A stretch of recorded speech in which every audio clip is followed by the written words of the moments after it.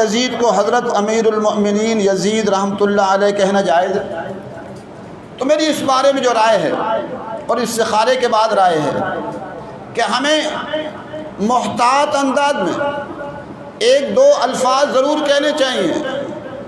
وہ لفظ آپ اور زیادہ نہیں تو کم از کم اتنا کہنا چاہیے کہ حضرت یزید رحمۃ اللہ علیہ، حضرت یزید رحمۃ اللہ علیہ کہنا چاہیے. As far as your understanding about the wall of Karbala, you said that Yazid, may Allah be pleased with him, Yazid, may Allah be pleased with him, Yazid, may Allah be pleased with him, that he was ferocious and he was a villain, etc. There's difference of opinion. We're not here to discuss about history, and neither do I want to get a difference in the Muslim Ummah. What we say, there's a difference of opinion between the Sahabas. That is history. فیضان امیر معاویہ عاشق مصطفیٰ حضرت معاویہ زاہد و پارسا حضرت معاویہ خوبرو خوش ادا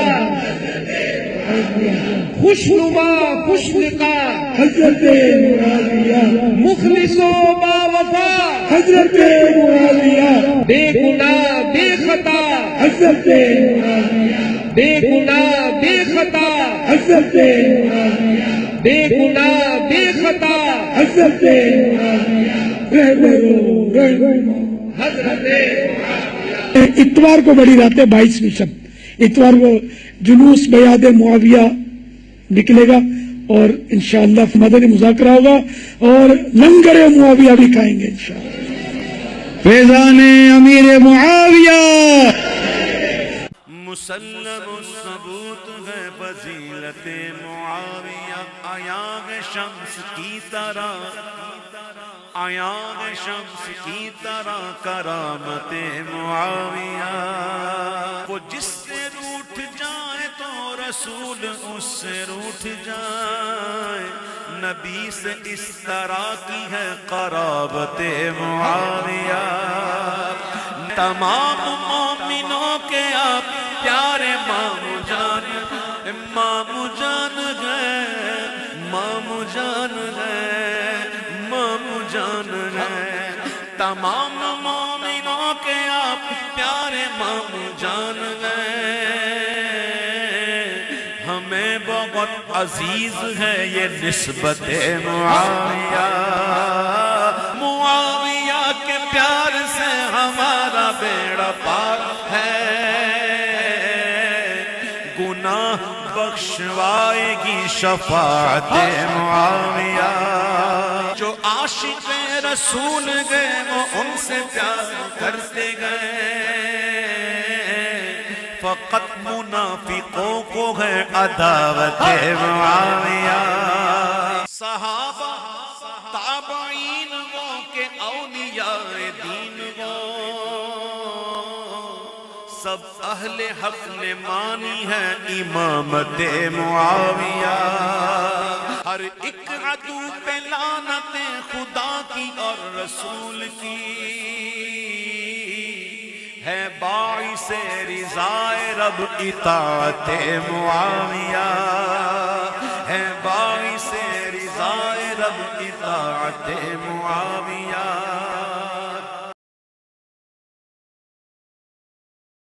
السلام علیکم ورحمۃ اللہ وبرکاتہ. ولا حول ولا قوة الا باللہ. حسبنا اللہ ونعم الوکیل. یا حی یا قیوم برحمتک استغیث. لا الہ الا انت سبحانک انی کنت من الظالمین.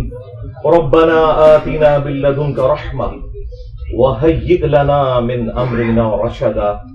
اللهم صل على محمد وعلى آل محمد وأصحاب محمد وأزواج محمد وأمة محمد أجمعين إلى يوم الدين آمين. الحمد لله رب العالمين والصلاة والسلام على سيد الأنبياء والمرسلين وعلى آله وأصحابه أجمعين إلى يوم الدين.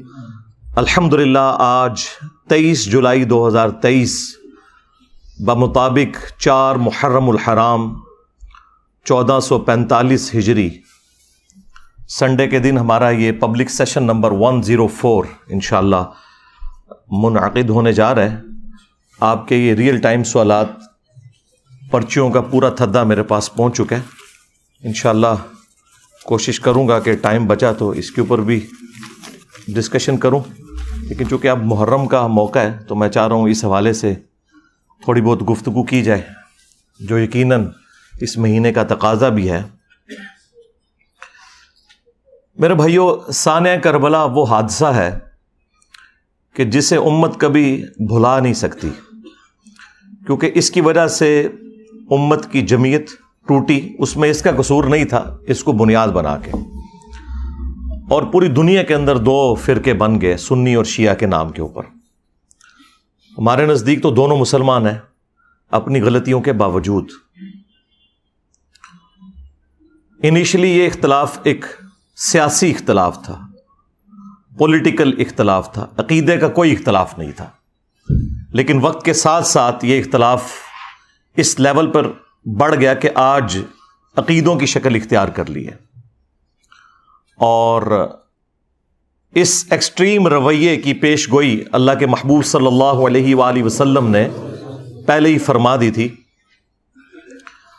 چنانچہ اہل سنت اور اہل تشیع دونوں کے ہاں یہ حدیث موجود ہے. اہل سنت کے ہاں فضائل صحابہ احمد بن حنبل کی کتاب میں یہ حدیث موجود ہے. مشکات شریف میں بھی ہے مسند احمد کے حوالے سے، جو مرفوع روایت ہے. اس کی صحت کے اوپر کلام ہے، لیکن وہ متن کے اعتبار سے روایت بالکل درست ہے. البتہ جو فضائل صحابہ احمد بن حنبل کی کتاب میں روایت ہے مولا علی علیہ السلام سے خود، اور وہ غیبی خبر پر محمول ہے، تو یقیناً رسول اللہ صلی اللہ علیہ وآلہ وسلم کے بتانے پر انہیں یہ بات معلوم چلی. اور سیم روایت نہج البلاغہ اہل تشیع کے ہاں جو مولا علی علیہ السلام کے خطبات ہیں ان میں بھی موجود ہے کہ سیدنا علی نے کہا کہ میری وجہ سے، یعنی مجھے بنیاد بنا کر 2 فرقے گمراہ ہو جائیں گے اور 2 جہنم میں چلے جائیں گے. یہ دونوں الفاظ موجود ہیں. ظاہر ہے کہ گمراہی کا انجام جہنم ہی ہے، ایک میری محبت میں غلو کر کے اور ایک میری دشمنی میں غلو کر کے. محبت میں غلو کرنے والوں کے لیے جو ٹرم یوز کی جاتی ہے وہ رافضی کی ٹرم، اردو میں ہم رافضی کہتے ہیں، اور جو دشمنی میں بغض میں بڑھنے والے لوگ ہیں ان کے لیے ناصبی کا ورڈ استعمال کیا جاتا ہے. تو یہ رافضی اور ناصبی، ظاہر ہے کہ رافضی اکثریت میں اہل تشیع کے ہاں پائے جاتے ہیں اور ناصبی جو ہیں وہ اہل سنت کے ہاں پائے جاتے ہیں. اور جب غصہ آتا ہے تو اہل سنت شیعہ کو رافضی کہتے ہیں اور شیعہ اہل سنت کو ناصبی کہتے ہیں. حالانکہ یہ دونوں جو گروہ ہیں ایک پولیٹیکل اختلاف کی بنیاد پہ الگ ہوئے، اور پھر اس میں جو ایکسٹریم لوگ تھے انہوں نے اس قسم کا ہنگامہ کھڑا کیا کہ اس بڑے لیول پہ وہ ہنگامہ چلا گیا کہ آج گمراہی اپنے عروج کے اوپر ہے. اگر اہل تشیع کے ہاں ایسے رافضی موجود ہیں جو علی اللہ کہتے ہیں، نعوذ باللہ، ہمارے سب کانٹیننٹ میں تو بہت کم لوگ ہیں، زیادہ تر یہ شام کے اندر نصیریہ فرقہ پایا جاتا ہے اور شیعہ خود انہیں کافر سمجھتے ہیں. تو اہل سنت کے ہاں بھی ناسبیت اس لیول کے اوپر گھسی کہ اہل سنت کے پلیٹ فارم سے یزید کے حق میں نعرہ بازی شروع ہو گئی، اسے جنت کی بشارتیں دینا شروع کر دیں، اور بڑے بڑے ذمہ دار علماء نے یہ حرکت کی.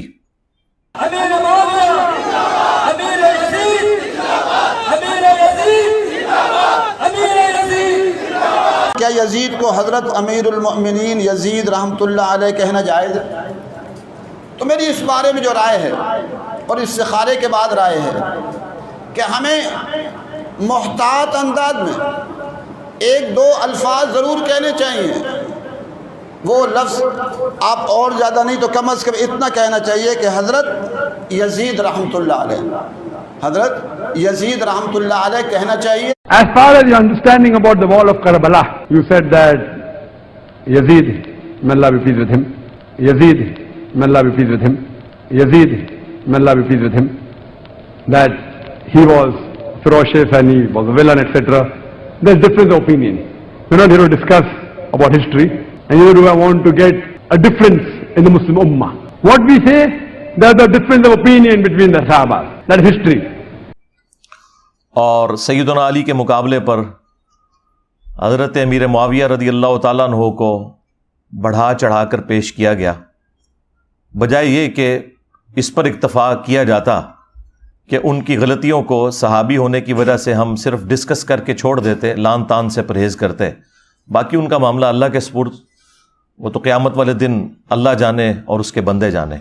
لیکن یہاں پر لوگوں نے جو قاتلین اہل بیت تھے ان لوگوں کے ناموں کی کانفرنسز کرنا شروع کر دیں، مقتولین کو بھلا دیا، بجائے یہ کہ عمار ابن یاسر کے اوپر کوئی کانفرنس کی جاتی جو اولو العزم اصحاب میں سے ہیں، سابقون الاولون میں سے ہیں، اصحاب بدر میں سے ہیں،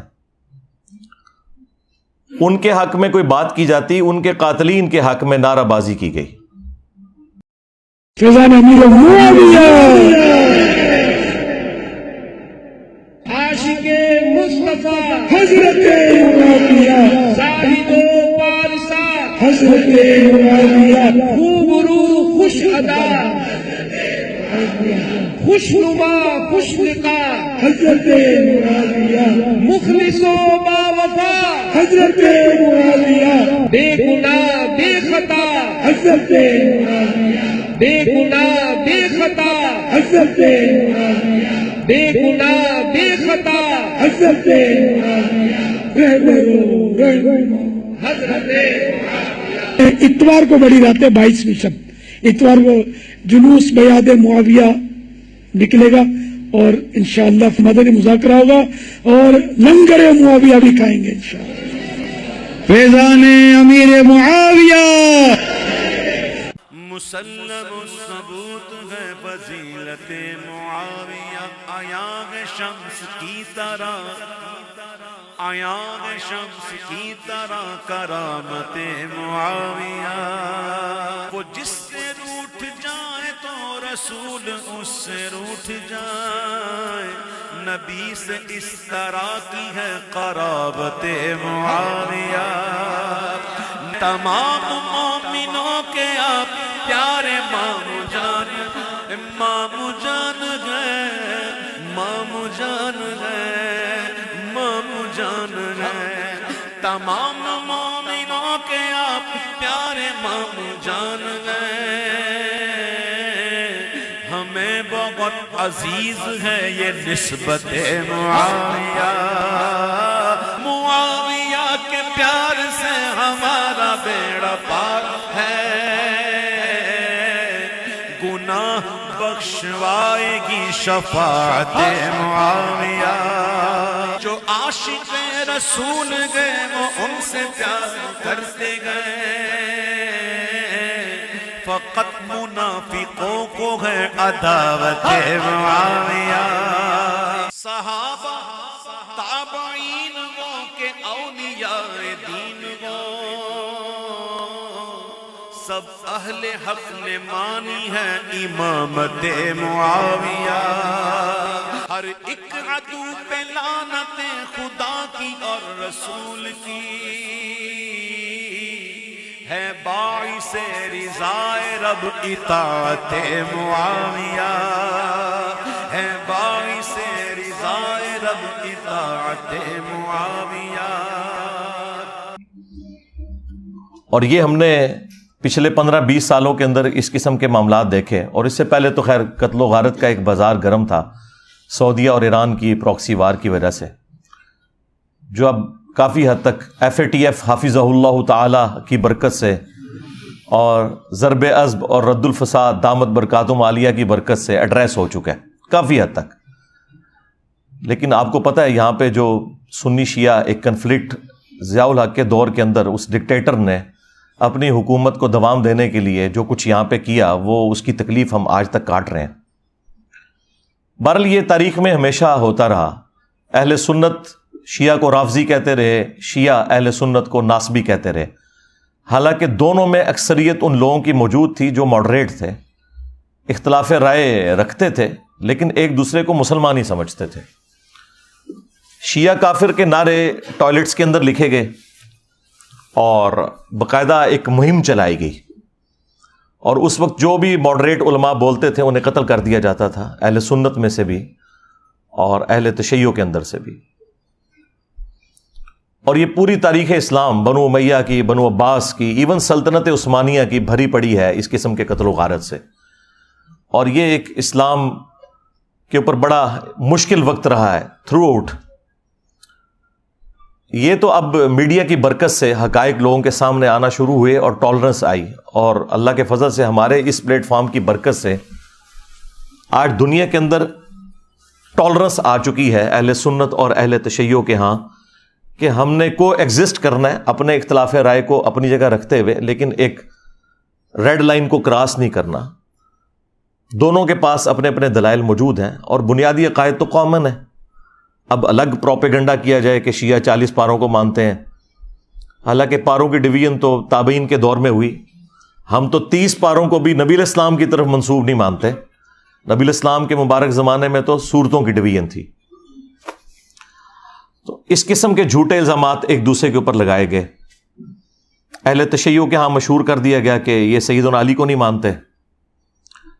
چند ایک لوگوں کی غلطی کی وجہ سے یزید کے حوالے سے مسکنسیپشن پیدا کر دی گئی، حالانکہ اہل سنت 99% یزید سے نفرت کرتے ہیں، لیکن وہ چند ایک لوگ چونکہ میڈیا میں ڈومیننٹ ہو جاتے ہیں، اس کی وجہ سے پھر دوسرے لوگوں کو موقع مل جاتا ہے اور وہ اپنے معاملات کو آگے لے کے اس طریقے سے چلتے ہیں. قرآن حکیم میں اللہ تعالیٰ نے اگلی امتوں کا ذکر کرتے ہوئے انبیاء کرام علیہم السلام کا ذکر خیر کیا سورۃ المؤمنون میں، اور اس کے بعد پھر کنکلوژن کرتے ہوئے فرمایا فَتَقَطَّعُوا أَمْرَهُمْ بَيْنَهُمْ زُبُرًا كُلُّ حِزْبٍ بِمَا لَدَيْهِمْ فَرِحُونَ. انبیاء کے جانے کے بعد ان کے جو جانشین ہوئے آنے والے لوگ، انہوں نے دین کو ٹکڑے ٹکڑے کر دیا اور آپس میں گروہوں میں بٹ گئے. کل حزب بما لدیہم فرحون، ہر گروہ اس کے اوپر خوش ہے جو اس کے پاس ہے. یہ سمجھ لیں بالکل ڈیٹو کاپی یہاں پہ ہوئی ہے کہ یہاں پر بھی ہر فرقہ خوش ہے جو اس کے پاس ہے. یعنی اہل سنت میں 3 بڑے بڑے فرقے ہیں، بریلوی، دیوبندی، اہل حدیث. باقی جو فقہی بنیاد پہ حنفی، شافعی، مالکی، حنبلی وہ تو ہیں، لیکن بہرحال ان میں بھی عقائد کے اعتبار سے جو صوفیانہ عقائد رکھنے والے لوگ ہیں وہ بریلوی اور دیوبندی ہیں، خواہ وہ اپنے آپ کو شافعی کہتے ہوں، مالکی کہتے ہوں، حنفی کہتے ہوں پوری دنیا میں.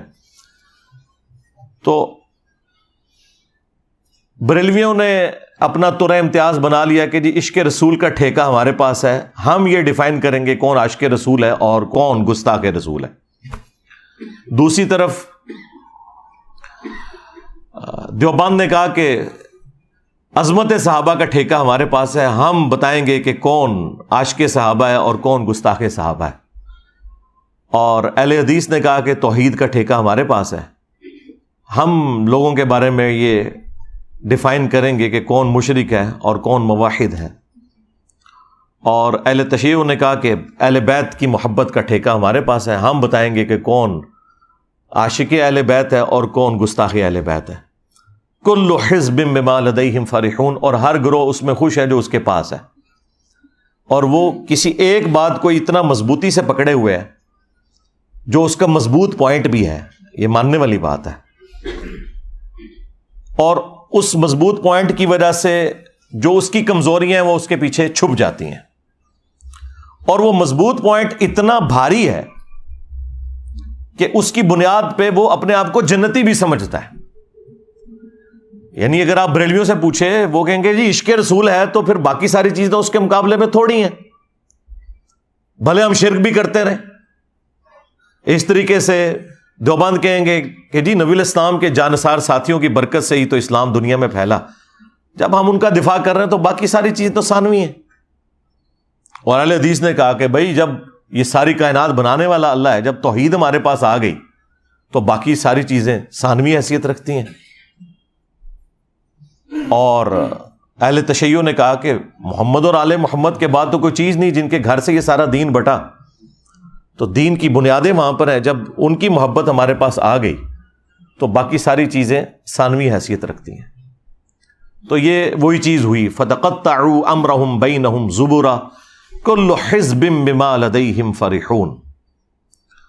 اور پھر یہ اس لیول کے اوپر دشمنی بڑی ہے سنی شیعہ کنفلکٹ کی بنیاد کے اوپر کہ سنیوں نے یہ طے کر لیا کہ خواہ ہماری حدیث کی کتابوں میں بھی کوئی بات آئے ہم نے نہیں ماننی اگر وہ اہل تشیع کو سپورٹ کرتی ہے. اور اہل تشیع نے بھی یہ طے کر لیا کہ ہمارے اصول محدثین کے اوپر جو روایتیں درست ہیں اگر وہ کسی اعتبار سے سنیوں کے کسی پوائنٹ آف ویو کو سپورٹ کرتی ہیں تو ہم نے ان کو ریجیکٹ کر دینا ہے اور اس کے حوالے سے ہنگامہ کھڑا کر دینا ہے. اب چونکہ ہمارا یہ پلیٹ فارم اہل سنت پلیٹ فارم ہے, اس میں کوئی شک نہیں ہے, اور ظاہر ہے کہ دنیا میں 85% اہل سنت ہیں اور زیادہ تر تو میں اہل سنت کے حوالے سے ہی روایتیں پیش کرتا ہوں. باقی جو قرآن ہے ظاہر ہے وہ تو اہل سنت اہل تشیع کے ہاں کامن ہے. اہل سنت کے ہاں جو اس بڑے لیول کی خرابی آئی کہ انہوں نے جان بوجھ کر سنت چیزوں کو بھی نہ صرف گمراہی بنا کر پیش کیا بلکہ جہنمیوں کی علامت بتا دیا. اس کے اوپر میں اب گھنٹوں صرف اسی ٹاپک پہ بول سکتا ہوں.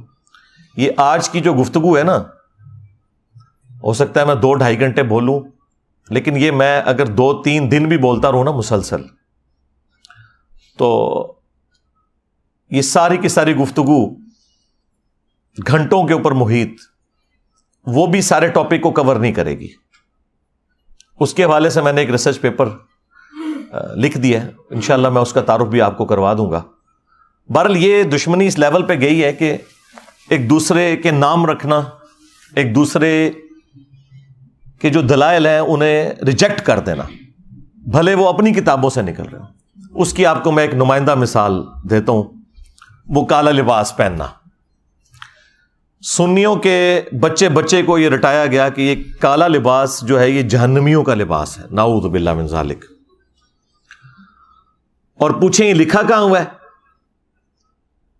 کس حدیث کی کتاب میں لکھا ہوا ہے؟ تو وہ یہ کہیں گے کہ علماء فرماتے ہیں. اگر علماء فرما رہے ہیں تو اس کا مطلب ہے کہ پھر علماء غداری کر رہے ہیں اگر یہ حدیث کی کتابوں میں نہیں لکھا ہوا. اسی کو تو ہم نے عرض کیا ہے کہ مرنے سے پہلے اے مسلمان کر لے اس پہ غور, کتابوں کا خدا اور ہے, بابوں کا خدا اور. اگرچہ بابے بھی اسی خدا کو مانتے تھے لیکن انہوں نے تعلیمات اپنی دی ہیں. اللہ کے محبوب صلی اللہ علیہ وآلہ وسلم کو جو اللہ عز و جل نے تعلیمات دی تھی وہ انہوں نے پس پشت ڈال دی, اپنی خرافات کو انہوں نے دین بنا کے پیش کیا. اس لیے ہم کہتے ہیں کہ وہ خدا اور ہے. یہ ان معنوں میں نہیں ہے کہ کوئی وہ کسی اور خدا کی پوجا کرتا ہے, خدا تو سب کا ایک ہے. ہندو اسے بھگوان کہتے ہیں, کرسچن اسے گاڈ کہتے ہیں, ہم اسے اللہ کہتے ہیں, خدا کہتے ہیں, سپر نیچرل ایجنسی کہہ دیتے ہیں, سپریم بینگ کہہ دیتے ہیں, سپر نیچرل اتھارٹی کہہ دیتے ہیں. کوئی بھی لفظ اس کے لیے استعمال کریں جو اچھی کوالٹیز والے الفاظ ہیں, تو خدا تو سب کا ایک ہے. تو یہ تعلیمات انہوں نے بدل دی. کیا انہیں یہ نہیں پتا تھا کہ صحیح مسلم کے اندر موجود ہے کہ نبی صلی اللہ علیہ وآلہ وسلم کی وفات کے بعد اسماء بنت ابی بکر نے ایک کسروانی طیالسی کالا جبہ نکالا. کسروانی یعنی پرشین امپائر کا, وہ کالا ہی ہوا کرتا تھا جس طرح سندھی اجرک ریڈ ہوتی ہے, اور اس کے اوپر گوٹ بھی لگی ہوئی تھی. انہوں نے کہا کہ یہ نبی صلی اللہ علیہ وآلہ وسلم کا جبہ مبارک ہے, آپ صلی اللہ علیہ وآلہ وسلم اسے پہنا کرتے تھے اور ہم اس کا دھون مریضوں کو شفا کے لیے پلاتے ہیں. جو صحیح تبرک ہے نبی صلی اللہ علیہ وآلہ وسلم کا اپنا کرتا مبارک, جبہ مبارک, کالا جبہ تھا جو آپ علیہ السلام پہنا کرتے تھے. پھر صحیح مسلم کے اندر جو حدیث موجود ہے, حدیث قصہ جسے کہا جاتا ہے, جو سنی اور شیعہ دونوں کے ہاں کامن ہے, مشہور حدیث, اور اس کی راویہ بھی ہماری ماں سیدہ عائشہ سلام اللہ علیہا ہے. وہ کہتی ہیں کہ نبی صلی اللہ علیہ وآلہ وسلم اپنے گھر سے اس حال میں برآمد ہوئے کہ آپ نے ایک منقش چادر کالے رنگ کی اوڑی ہوئی تھی، جس کے اوپر اونٹ کے کجاووں کی مانند ڈیزائن بھی بنے ہوئے تھے، جس کی وجہ سے یہ ہماری نعتیں لکھی جاتی ہیں، کالی کملی والے۔ تو چٹی کملی والے کیوں نہیں کہتے؟ یہ تو جہنمیوں کا لباس نہیں ہے، نعتوں میں نہیں خیال آیا؟ تو یہ تو مسلم شریف میں تھا۔ اور اما عائشہ کہتی ہیں کہ نبی علیہ السلام نے وہ چادر اوڑی ہوئی تھی، اتنے میں حسن ابن علی آئے اور نبی علیہ السلام نے انہیں اپنی چادر کے نیچے لیا، پھر حسین ابن علی آئے، پھر سیدہ فاطمہ آئیں، اور پھر مولا علی علیہ السلام آئے۔ ان سب کو نبی علیہ السلام نے اپنی چادر کے نیچے لیا اور خود بھی۔ اب یہ ایک بڑا غیر معمولی واقعہ ہے، اور سیدہ عائشہ یہ منظر دیکھ رہی ہیں، اور انہوں نے کوئی کنجوسی نہیں کی اس کو بیان کرنے میں۔ کوئی کہہ سکتا تھا کہ بڑی امبیرسمنٹ کی بات ہے کہ آپ کو چادر کے نیچے نہیں لیا، آپ بھی تو اہل البیت میں ہیں، سورۃ الاحزاب کی آیت نمبر 33 کے تحت۔ لیکن یہ جو اسپیشل پروٹوکول والے اہل البیت ہیں وہ وہی ہیں جن کو نبی علیہ السلام نے اپنی چادر کے نیچے لیا، جن کو ہم پنجتن پاک کہتے ہیں۔ کہتے ہیں جی پنجتن پاک کہاں سے آ گیا؟ عربی میں تو پے ہوتی ہی نہیں ہے بھائی۔ اگر حق چار یار کی چے کی 3 نقطے ہوتے ہیں عربی کے اندر، حالانکہ عربی میں چے ہوتی نہیں ہے، تو پنجتن پاک بھی اگر پے آ گئی تو یہ ظاہر ہے یہ ٹرمز ہیں فارسی زبان میں یا اردو زبان میں، لیکن اپنی اصل میں تو موجود ہے پنجتن پاک بھی اور حق چار یار بھی۔ تو وہ نبی علیہ السلام نے چادر کے نیچے لے کر سورۃ الاحزاب کی آیت پڑھی، انما یرید اللہ لیذھب عنکم الرجس اہل البیت ویطہرکم تطہیرا۔ اے نبی کے گھر والو، اللہ تو بس یہی چاہتا ہے کہ تم سے ہر طرح کی ناپاکی دور کر دے اور تمہیں خوب صاف ستھرا کر دے۔ اب یہ کالی مبارک چادر نبی صلی اللہ علیہ وآلہ وسلم نے اوڑھی ہوئی تھی، جبہ بھی ہو گیا یعنی کرتا بھی، چادر بھی ہو گئی، پیچھے پگڑی بچی۔ تو سرکار وہ بھی صحیح مسلم کے اندر موجود ہے کہ نبی صلی اللہ علیہ وآلہ وسلم جب جمعے کے خطبے کے لیے ممبر کے اوپر آتے تو آپ نے کالے رنگ کی پگڑی پہنی ہوتی تھی۔ اسی طریقے سے صحیح مسلم میں ایک اور حدیث ہے کہ اللہ کے محبوب صلی اللہ علیہ وآلہ وسلم جب فتح مکہ کے موقع پر داخل ہوئے مکہ شریف میں تو آپ نے کالے رنگ کی پگڑی پہنی ہوئی تھی، یعنی آپ علیہ السلام کا کرتا جبہ بھی کالا، آپ کی چادر بھی کالی، آپ کی پگڑی بھی کالی، اور غلاف کعبہ کالا۔ اور پھر وہ مشہور حدیث جو اکثر آپ کو سننے کو ملتی ہے، جس کے نام کے اوپر پوری دنیا میں ہنگامہ مسلمانوں نے، جہادی تنظیموں نے کھڑا کیا ہوا ہے، مسند احمد میں ہے، المستدرک للحاکم کے اندر موجود ہے، کہ جب خراسان سے کالے جھنڈے آتے ہوئے دیکھو تو ان کا استقبال کرنا، ان میں اللہ کا خلیفہ مہدی ہوگا علیہ السلام، تو وہاں پہ بھی کالے جھنڈے کا ذکر ہے۔ تو نبی علیہ السلام کا جھنڈا بھی کالا، آپ کا کرتا مبارک بھی، جبہ بھی کالا، آپ کی چادر بھی کالی، آپ کی پگڑی بھی کالی۔ اب مجھے بتائیں کون سی چیز پیچھے رہ گئی ہے؟ لیکن دشمنی اس لیول کے اوپر کہ کہا کہ جہنمیوں والا لباس ہے۔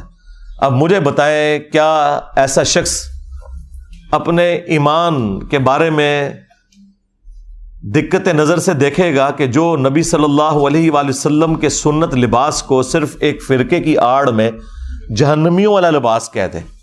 یہ میں نے آپ کو ایک نمونہ پیش کیا ہے۔ میں اگر صرف یہ نمونے نکال کے آپ کو دکھاؤں تو آپ کو دشمنی کا لیول نظر آئے گا کہ علماء نے کس بڑے لیول کے اوپر دھوکہ کیا ہے، اور یہ آج کے علماء نے نہیں، صدیوں سے یہ دھوکہ امت کو دیا گیا ہے۔ اسی لیے پھر میں نے اتنے پیشن کے ساتھ یہ بات عرض کی تھی کہ دیکھیں ان کے بزرگوں نے جو گمراہیاں پھیلائی تھیں اتنے بڑے لیول کے اوپر،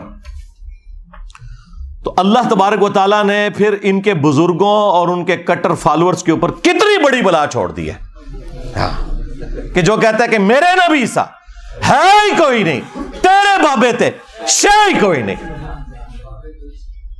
صلو علی محمد وعلی محمد، اللہم صلی علی محمد وعلی آل محمد۔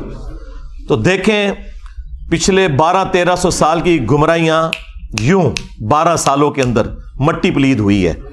ان لوگوں نے غداری کی تھی, ان لوگوں نے عزتیں اویل کی تھی اللہ اور اس کے رسول کے نام کے اوپر, ان لوگوں نے چندے بٹورے تھے اللہ اور اس کے رسول کے نام کے اوپر عز و جل و صلی اللہ علیہ وآلہ وسلم. ان لوگوں نے سواریاں سوار کی تھی مکے اور مدینے کے نام کے اوپر, لیکن جا کے پھینکی بغداد شریف, اجمیر شریف, دیوبند شریف, بریلی شریف.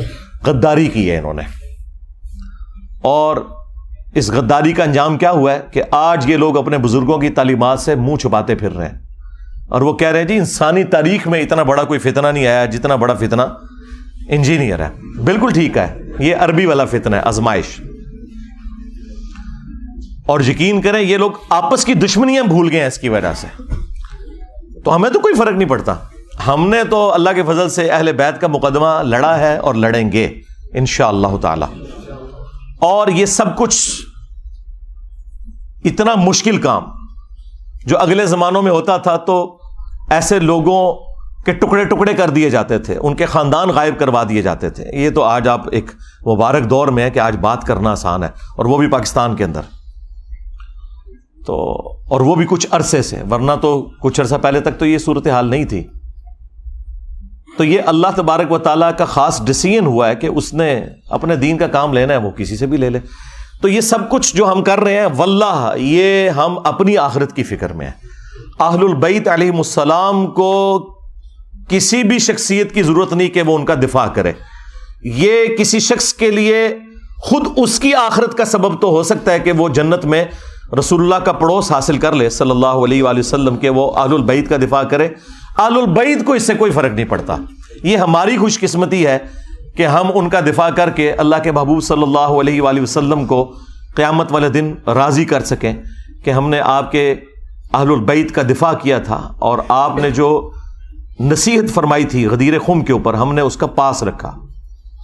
کتنا بڑا ظلم ہوا کہ جو اہل سنت کی مین سٹریم کی 6 کتابوں میں حدیث نہیں تھی, اور ضربیں تقسیمیں لگا کے وہ حسن درجے تک پہنچتی تھی. حجۃ الوداع کی حدیث کہ میں اپنے بعد 2 چیزیں چھوڑ کر جا رہا ہوں, المستدرک للحاکم میں ہے, الموطا امام مالک میں بھی ہے لیکن اس کی سند منقطع ہے. مکمل سند جو ہے وہ المستدرک للحاکم کے اندر ہے, مشکات کے اندر بھی. 2 چیزیں چھوڑ کے جا رہا ہوں کہ جنہیں مضبوطی سے پکڑ لوگے کبھی گمراہ نہیں ہوگے, ایک اللہ کی کتاب اور دوسرے اس کے نبی کی سنت صلی اللہ علیہ وآلہ وسلم. اب یہ حدیث ہماری یہ 6 مین کتابیں جو ایگریڈ اپان ہے, کتب 6 بخاری اور مسلم صحیحین, اور 4 کتابیں سنن اربع کی ترمذی, ابو داؤد, نسائی, ابن ماجہ, ان میں یہ روایت ہی نہیں تھی. وہ تو بچے بچے کو رٹا دی گئی. اور جو روایت صحیح مسلم کے اندر تھی اوپر تلے 4 احادیث غدیر خم کی, وہ ہمارے علماء کو بھی نہیں پتا تھی. میرے دنیا میں چھوڑے جانے سے پہلے کتنے علماء ہیں جنہوں نے کبھی یہ روایت اہل سنت کے پلیٹ فارم سے بیان کی؟ اکا دکا لوگوں نے. ڈاکٹر طاہر القادری صاحب یا ہمارے استاد مولانا اسحاق صاحب رحمہ اللہ تعالی. باقی تو سارے کے سارے لوگ جو ہیں وہ قرآن و سنت لے کے چلے, اور وہ بھی وہ روایت جو ان 6 کتابوں میں بھی نہیں تھی, جو 6 کتابوں میں مسلم شریف کے اندر تھی, صحیحین ٹاپ کی 2 کتابوں میں, اوپر تلے 4 احادیث غدیر خم کی 6225 سے لے کر 6228 تک. یہ جو 4 احادیث جو مشکات کے اندر بھی موجود ہیں, مسند احمد میں بھی, جامعہ ترمذی میں بھی, وہ چھپا کے رکھی گئی. اور یہ جو خطبہ غدیر کا ہے یہ نبی صلی اللہ علیہ وآلہ وسلم کہ حجۃ الوداع کے بعد کا خطبہ ہے, یہ اسے بھی سپرسیڈ کرنے والا ہے. اور آپ علیہ السلام کی وفات سے چند مہینے پہلے جب آپ حج کر کے مکے سے مدینے کی طرف واپس آ رہے تھے تو راستے میں پانی کے لیے خم نامی گاؤں پہ پڑاؤ کیا 18 ذوالحجہ 10 ہجری کو. اور نبی صلی اللہ علیہ وآلہ وسلم کے لیے اونٹ کے پالان کا ممبر بنایا گیا. اور زید ابن ارقم روایت کرتے ہیں جب چند تابعین ان کو ملنے آئے کہ بھئی آپ نے تو نبی الاسلام کے ساتھ اتنا وقت گزارا ہے, اتنی نمازیں پڑھی ہیں, تو کوئی بات جو خاص بات رسول اللہ کی نصیحت آپ کو یاد ہو. تو انہوں نے کہا پھر سنو, چونکہ بنو امیہ کا دور تھا اور سیدنا علی کے اوپر ممبروں سے سب و شتم کا سلسلہ جاری تھا تو انہوں نے ڈھونڈ کے غدیر خم کی حدیث سنائی. انہوں نے کہا کہ اگر میں کوئی چیزیں سکپ کر دوں تو یہ سمجھ لینا میرا بڑھاپا ہے. البتہ مجھے یہ ایک نصیحت یاد ہے کہ نبی الاسلام نے غدیر خم کے موقع پر اپنی وفات سے چند مہینے پہلے ایک خطبہ دیا, انتہائی بلیغ خطبہ. اس کے الفاظ ہی کنکلوڈنگ ہے, اے لوگو آگاہ ہو جاؤ میں بھی ایک انسان ہوں, قریب ہے کہ اللہ کا قاصد یعنی موت کا فرشتہ میرے پاس آئے اور میں اس کی دعوت قبول کر لوں. میں اپنے بعد تم میں 2 بھاری چیزیں چھوڑ کر جا رہا ہوں. ان میں سے پہلی چیز اللہ کی کتاب ہے, اس میں ہدایت ہے, اس میں نور ہے. یہ اللہ کی رسی ہے جو قرآن میں ہے نا, وَاعْتَصِمُوا بِحَبْلِ اللَّهِ جَمِيعًا وَلَا تَفَرَّقُوا, تم سب کے سب مل کر اللہ کی رسی کو مضبوطی سے پکڑ لو اور فرقوں میں مت بٹو. یہ اللہ کی رسی ہے, جو اسے پکڑے گا وہ ہدایت پر ہوگا, جو چھوڑ دے گا وہ گمراہ ہو جائے گا. اور پھر نبی علیہ السلام ترغیب دلاتے رہے, اللہ کی کتاب, اللہ کی کتاب, اللہ کی کتاب. اور پھر فرمایا دوسری بھاری چیز میرے اہل البیت ہیں, میں اپنے اہل البیت کے معاملے میں تمہیں اللہ کا خوف دلاتا ہوں, میں اپنے اہل البیت کے معاملے میں تمہیں اللہ کا خوف دلاتا ہوں, میں اپنے اہل البیت کے معاملے میں تمہیں اللہ کا خوف دلاتا ہوں. 3 دفعہ فرمایا, لیکن امت بالکل الٹ چلی, نہ قرآن کو پکڑا عقیدوں کے لیے اور نہ اہل البیت کو زندہ چھوڑا. نبی علیہ السلام کو قبر مبارک میں گئے صرف 50 سال گزرے ہیں اور آپ کی پوری اولاد ذبح کر دی گئی. تو آپ سمجھتے ہیں کہ یہ کربلا بھلا دی جائے گی؟ نہیں, کربلا قیامت تک آپ کو ہانٹ کرے گی. ہاں, اور ہماری ویڈیوز کے بعد تو اب آپ بھول جائیں ہاں کہ کوئی شخص جو ہے وہ اس غم حسین کو مٹا سکتا ہے. یہ سوگ حسین نہیں ہے, سوگ 3 دن ہوتا ہے, یہ غم حسین ہے, یہ اسی طریقے سے جاری رہنا ہے. غم حمزہ نہیں ختم ہوا. صحیح بخاری میں حدیث ہے, فتح مکہ کے موقع پر حضرت بلال حبشی نے لا کر پیش کر دیا واشی کو حضور کے سامنے کہ چلیں جہاں باقیوں کی معافی ہو رہی ہے اس کی بھی ہو جائے.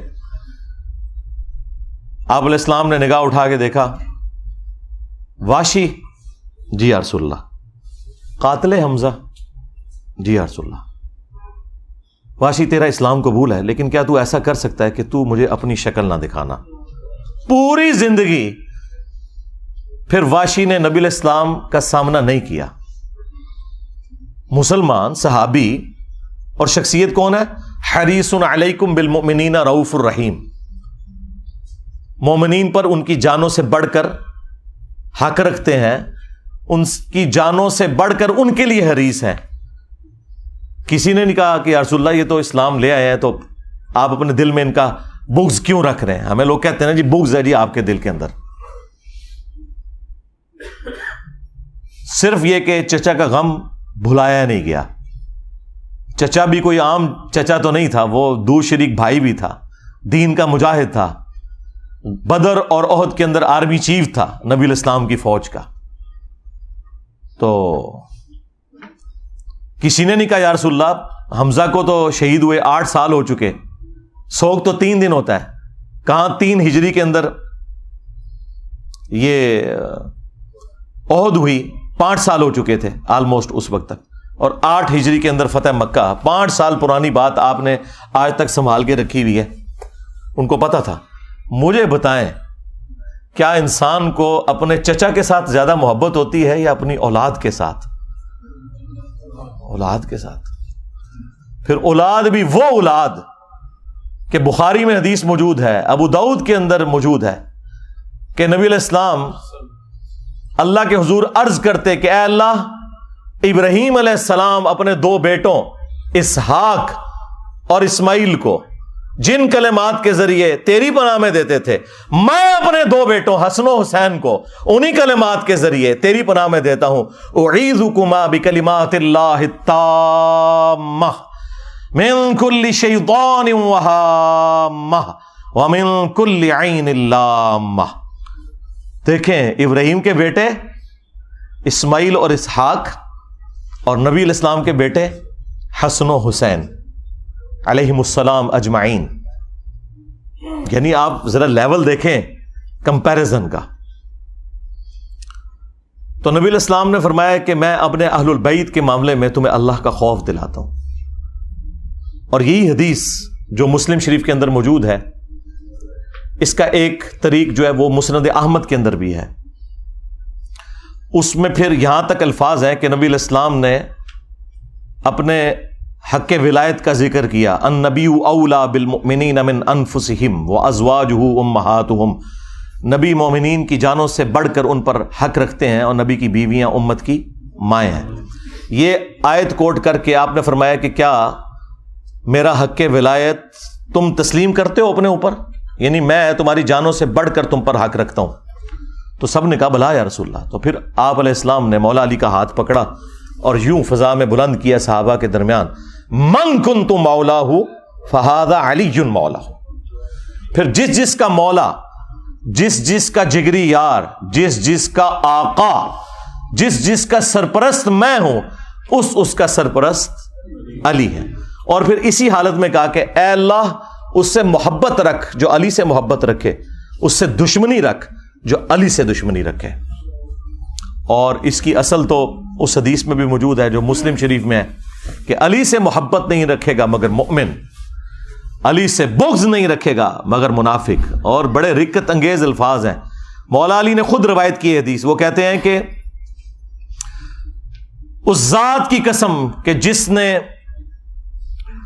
دانے کو پھاڑ کر کھیتیوں کو اگایا اور مخلوقات کو پیدا کیا، نبی امی نے مجھ سے یہ عہد لیا تھا کہ اے علی صرف مومن ہی تجھ سے محبت رکھے گا اور صرف منافق ہی تجھ سے بغض رکھے گا.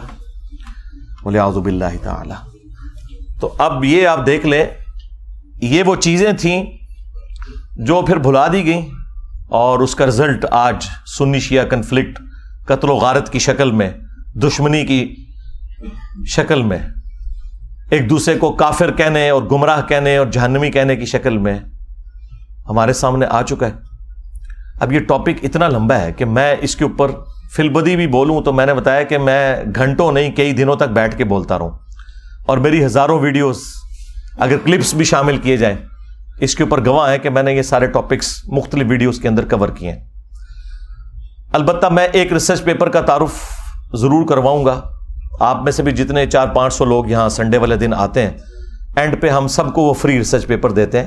نہ صرف وہ ریسرچ پیپر بلکہ ساتھ 8 ریسرچ پیپرز اور ٹوٹل 9 ریسرچ پیپرز اور 3 اذکار کارڈ، یہ 12 کا پیکج یہ فری بالکل پلاسٹک پیکنگ کے اندر دیا جاتا ہے جو پہلی دفعہ درس میں آتا ہے. اور پاکستان میں آپ ڈاک میں بھی یہ فری منگوا سکتے ہیں. الحمدللہ ہم لاکھوں کی تعداد میں یہ تقسیم کر چکے ہیں فری بالکل. البتہ صرف آپ نے ڈاک کا خرچہ دینا ہے. ٹی سی ایس کا آج کل وہ ریٹ آلموسٹ 500 ہوا ہے. 500 روپیہ آپ پے کریں. صبح 9 سے لے کر شام 5 بجے تک ہمارا فون اکیڈمی کا آن ہوتا ہے. 032159000162 عثمان بھائی کے نام کے اوپر یہ نمبر بنا ہوا ہے. اور اسی نمبر کے اوپر ایزی پیسہ بھی ہے، جائز کیش بھی ہے. اس میں آپ صرف ٹی سی ایس کا خرچہ دیں گے تو آپ کو ریسرچ پیپرز کا پیکج پورے کا پورا، صرف کربلا والا ریسرچ پیپر نہیں، اس میں 200 احادیث ہیں، 32 صفحوں کے اوپر ہے. اس کے علاوہ 9 ریسرچ پیپرز ٹوٹل ہیں 8 پلس یہ 9 اور 3 اذکار کارڈ، یہ 12 کا پیکج بالکل فری آپ کے گھر آئے گا. آپ اس کو پڑھیں. اور الحمدللہ یہ کئی زبانوں میں ٹرانسلیٹ ہو چکا ہے. ہماری ویب سائٹ پہ اس کا PDF اویلیبل ہے، عربی میں بھی، اردو میں بھی، انگلش میں بھی، ہندی میں بھی، بنگلہ زبان کے اندر بھی، اور فارسی اور سندھی زبان کے اندر بھی. دنیا کی جتنی مشہور زبانیں ہیں ان میں اس کو ہم نے ٹرانسلیٹ کر دیا. انگلش میں آ گیا تو پھر آپ سمجھ لیں سب میں آ گیا. یہ ریسرچ پیپر آپ soft copy download free کریں ہماری ویب سائٹ اہلسنتپاک.com سے، وہاں سے بھی آپ پڑھ سکتے ہیں. ہارڈ کاپی بھی منگوا سکتے ہیں. تو آپ کو یہ پوری کی پوری گیم سمجھ آ جائے گی. یہ کربلا ایک دن میں نہیں ہوئی، اس کے پیچھے پورا ایک پس منظر ہے. کس طرح نبی علیہ السلام کی وفات کے بعد آہستہ آہستہ معاملات اس لیول کے اوپر بگڑے کہ صرف 50 سال کے اندر اتنی بڑی تبدیلی آئی کہ انسانی تاریخ نے اتنا بھیانک منظر نہیں دیکھا تھا جو ہمیں کربلا میں دیکھنا پڑا. اور اس کی ہیٹ آج تک ہم محسوس کر رہے ہیں. یہ ایک دن کے اندر نہیں ہوا، معاملات آہستہ آہستہ بگڑتے چلے گئے. اہل سنت اور اہل تشیع کے اندر جو اہل علم علماء ہیں ان کے درمیان یہ چیز ایگریڈ اپون ہے. اہل سنت جو ہیں وہ سیدنا ابوبکر صدیق رضی اللہ تعالیٰ عنہ کو نبی الاسلام کا سکسیسر مانتے ہیں، اس اعتبار سے نہیں کہ نبی الاسلام نے انہیں اپنا کوئی وصی بنایا ہے. نبی الاسلام نے اپنا وصی قرآن کو بنایا تھا. یہ ٹاپک الگ سے ہے، میری اس کے اوپر ویڈیو ہے. اس وجہ سے کہ صحابہ کرام نے چنا، اور 6 مہینے کے بعد جب سیدنا علی نے بھی بیعت کر لی، اہل تشیع کہتے ہیں کہ وہ امت کے وسیع تر مفاد کے اندر کی، اور اہل سنت کا موقف یہ ہے کہ نہیں، وہ جسٹیفائی تھی. بہرحال at the end of the day اس کے اوپر متفق ہیں. اور پھر یہ 30 سال کے بعد جب خلافت ملوکیت میں بدلی ہے اور کس طریقے سے معاملات بگڑتے چلے گئے کہ اس کا اینڈ رزلٹ کربلا ہوئی، اس میں ہر ایک ٹاپک متقاضی ہے کہ میں اس کے اوپر گھنٹوں بول سکتا ہوں. لیکن اگر میں بولوں گا تو پھر تو یہ ساری کی ساری مجلس جو ہے یہ تو اگلی اتوار تک بھی نہیں ختم ہونی. اس لیے میں نے بس چند ایک باتیں آپ کے سامنے رکھی ہیں تاکہ آپ کا دماغ کھلے کہ ہم نے اس پلیٹ فارم کے ذریعے یہ حق کی آواز کیوں بلند کی ہے. اس لیے کہ یہ پلیٹ فارم غدیر خم کے اوپر کھڑا ہے. غدیر خم کے موقع پر نبی الاسلام نے قرآن اور اہل البیت دونوں چھوڑے تھے. اسی لیے آپ دیکھتے ہیں کہ ہمارے پلیٹ فارم سے قرآن کی توحید کے اوپر 0 ٹالرنس ہے. اسی طریقے سے اہل البیت کے دفاع کے اوپر بھی 0 ٹالرنس ہے بالکل. اور جب لوگوں کے پاس جواب ختم ہو گئے ہیں تو لوگ اب قرآن و حدیث کے منکر ہونا شروع ہو گئے ہیں. وہ لوگ جو کل تک دوسرے لوگوں کو کہتے تھے کہ جب قرآن و حدیث میں یہ بات لکھی ہوئی ہے تو ہم کیوں نہ مانیں، کیوں نہ بیان کریں، آج ان کے فرقوں کے خلاف جب باتیں قرآن سے، بخاری سے، مسلم سے نکلی ہیں تو منہ چھپاتے پھر رہے ہیں. اب اس غم کو تو ہم تو نہیں دور کر سکتے. یہ تو ہو نہیں سکتا کہ آپ بخاری اور مسلم سے رفع الیدین کی حدیثیں پیش کریں اور حدیث عمارہ آپ کے گلے میں پھنس جائے. ٹھیک ہے، آپ کے گلے میں تو پھنسے گی نا، ہمارے گلے میں کوئی چیز پھنسے نا تو اس کو نکالنے کے لیے یہ ہم نے 2812 رکھی ہوئی ہے. یہ میں نے اپنی بوٹل کے اوپر لکھ کے لگایا ہوا ہے 2812. تو یہ بخاری کی حدیث جو مسلم میں بھی موجود ہے، تقتلہ الفئۃ الباغیہ یدعوہم الی اللہ ویدعونہ الی النار. افسوس ہے عمار، تجھے ایک باغی جماعت قتل کرے گی، تو انہیں اللہ اور جنت کی طرف بلائے گا اور وہ جماعت تجھے جہنم کی طرف بلائے گی. اب یہ اتنے سخت الفاظ تھے اور ان کے لیے ہضم کرنے مشکل ہو گئے، کیونکہ انہیں فکر لگی کہ پھر لوگ ہم سے پوچھیں گے کہ کس رضی اللہ عنہ نے، کس رضی اللہ عنہ کو خوش کرنے کے لیے عمار رضی اللہ عنہ کو قتل کیا. تو انہوں نے بجائے مقتولین کے ساتھ کھڑے ہوتے یہ قاتلوں کے ناموں کے نعرے لگانا شروع ہو گئے، ان کے نام کی کانفرنسز کرنا شروع ہو گئے. تو کہتے ہیں جی یہ 5B ریسرچ پیپر کہاں سے آ گیا؟ سرکار جب آپ نعرے لگاؤ گے تو پھر 5B بھی آئے گا. ہاں یہ وہاں سے آیا ہے، یہ آپ نے خود اس کو دعوت دی ہے کہ یہ آئے میدان میں. مولانا مودودی رحمہ اللہ نے خلافت و ملوکیت ایبسولوٹلی نہیں لکھی تھی. اس زمانے میں محمود احمد عباسی ایک ناصبی تھا جس نے خلافت معاویہ اور یزید کتاب لکھی، ایک جھوٹی کتاب حکمرانوں کی لکھوائی ہوئی تاریخ سے حوالے نقل کر کے، اور قرآن و حدیث کے خلاف وہ کتاب لکھی جس میں اس نے بنو امیہ کو اونچا کیا اور اہل البیت کو نیچے. تو اس کے جواب میں مولانا مودودی نے خلافت و ملوکیت لکھی تھی. وہ تو جواب دے رہے تھے. میں نے بھی 2009 کے اندر جب ڈاکٹر ذاکر نائک نے یزید کو رضی اللہ عنہ کہہ دیا، may Allah please with him. As far as your understanding about the wall of Karbala, you said that Yazid, may Allah be pleased with him, Yazid, may Allah be pleased with him, Yazid, may Allah be pleased with him, that he was ferocious and he was a villain, etc. There's difference of opinion. We're not here to discuss about history, and neither do I want to get a difference in the Muslim Ummah. What we say, there's a difference of opinion between the Sahaba. That is history. تو بجائے اس کے کہ اس کا رد ہوتا، چند ایک علماء نے کیا، لیکن اوورال ہنگامہ نہیں کھڑا کیا جس طرح میرے خلاف انہوں نے ہنگامہ کھڑا کیا ہوا ہے. ڈاکٹر ذاکر نائک کے اوپر کون سی FIR کٹوائی ہے انہوں نے یزید کے مسئلے کے اوپر؟ اور میرے اوپر آئے دن یہ FIR کٹواتے رہتے ہیں. اصل میں تو بنو امیہ کی محبت انہیں اس کے اوپر ابھارتی ہے نا, پیچھے تو مسئلہ وہی ہے.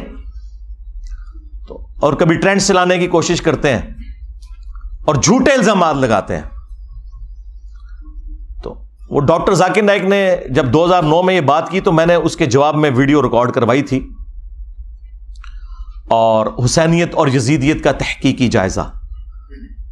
اور پھر آہستہ آہستہ جب معاملات مزید بڑھنا شروع ہوئے تو پھر مجھ پہ بھی مزید حقائق کھلتے چلے گئے. میں ساتھ ساتھ لوگوں کو ایجوکیٹ کرتا رہا. الٹیمیٹلی میں نے یہ ریسرچ پیپر 5B لکھا, اور اس 5B ریسرچ پیپر میں سیدنا عمر فاروق رضی اللہ تعالیٰ عنہ کی شہادت سے لے کر سیدنا حسین ابن علی رضی اللہ تعالیٰ عنہ علیہ السلام کی شہادت تک پوری اسلامک ہسٹری حدیث سے ہے. 200 سے زیادہ حدیثیں ہیں, اکثر بخاری اور مسلم سے ہیں. اور جو بخاری اور مسلم کے علاوہ ہیں ان پہ دور حاضر کے بڑے بڑے محققین کی میں نے تحکیم لگائی ہے.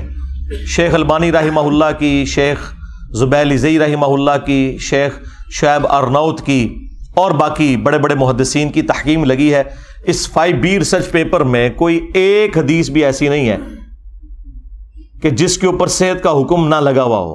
ہاں یہ ہو سکتا ہے کہ بعض محدثین کے نزدیک وہ روایت ضعیف ہو تو بعض دوسرے اسے صحیح سمجھتے ہوں. یہ نہیں ہو سکتا کہ سب کے نزدیک کوئی روایت کمزور تھی اور میں نے وہ نکال دی.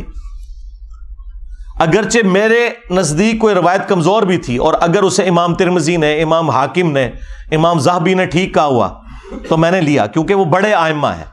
اور پھر ہمارے مخالفین وہ ہیں جو ہم سے زیادہ انہیں سمجھتے ہیں, بلکہ ہمیں تو وہ کچھ سمجھتے ہی نہیں ہیں. تو پھر ہم انہیں ان کے گھر کی خبر نہ دیں کہ تمہارے اپنے اصول کے اوپر تو یہ روایتیں درست تھیں نا, انہیں مانو. کیونکہ جب ہم کوئی اپنی روایت پیش کرتے ہیں ان کتابوں سے تو تم ریجیکٹ کر دیتے ہو. بخاری مسلم تم ریجیکٹ نہیں کر سکتے تو اس کے لیے پھر تم باطل تعویلات تلاش کرنا شروع کر دیتے ہو, اور آئے دن کوئی نہ کوئی ہنگامہ کھڑا کرتے رہتے ہیں. تو میں وقتاً فوقتاً ان تمام ٹاپکس کو ایڈریس کرتا رہتا ہوں تاکہ لوگوں کو حق بات پتہ چل جائے. یہ اتنا معاملہ آسان نہیں ہے. اب یہ پورا ایک ٹاپک ہے کس طریقے سے یہ سارے کے سارے معاملات خلفائے راشدین کے بعد سیدنا علی کے دور میں جنگ جمل, صفین, نہروان, اور اس سے بھی پہلے حضرت عثمان کیوں شہید ہوئے. آپ کو تو کہانی کروائی نا انہوں نے کہ جی وہ عبداللہ ابن سبا نے یہ سارا معاملہ خراب کیا تھا. بالکل جھوٹ بولا.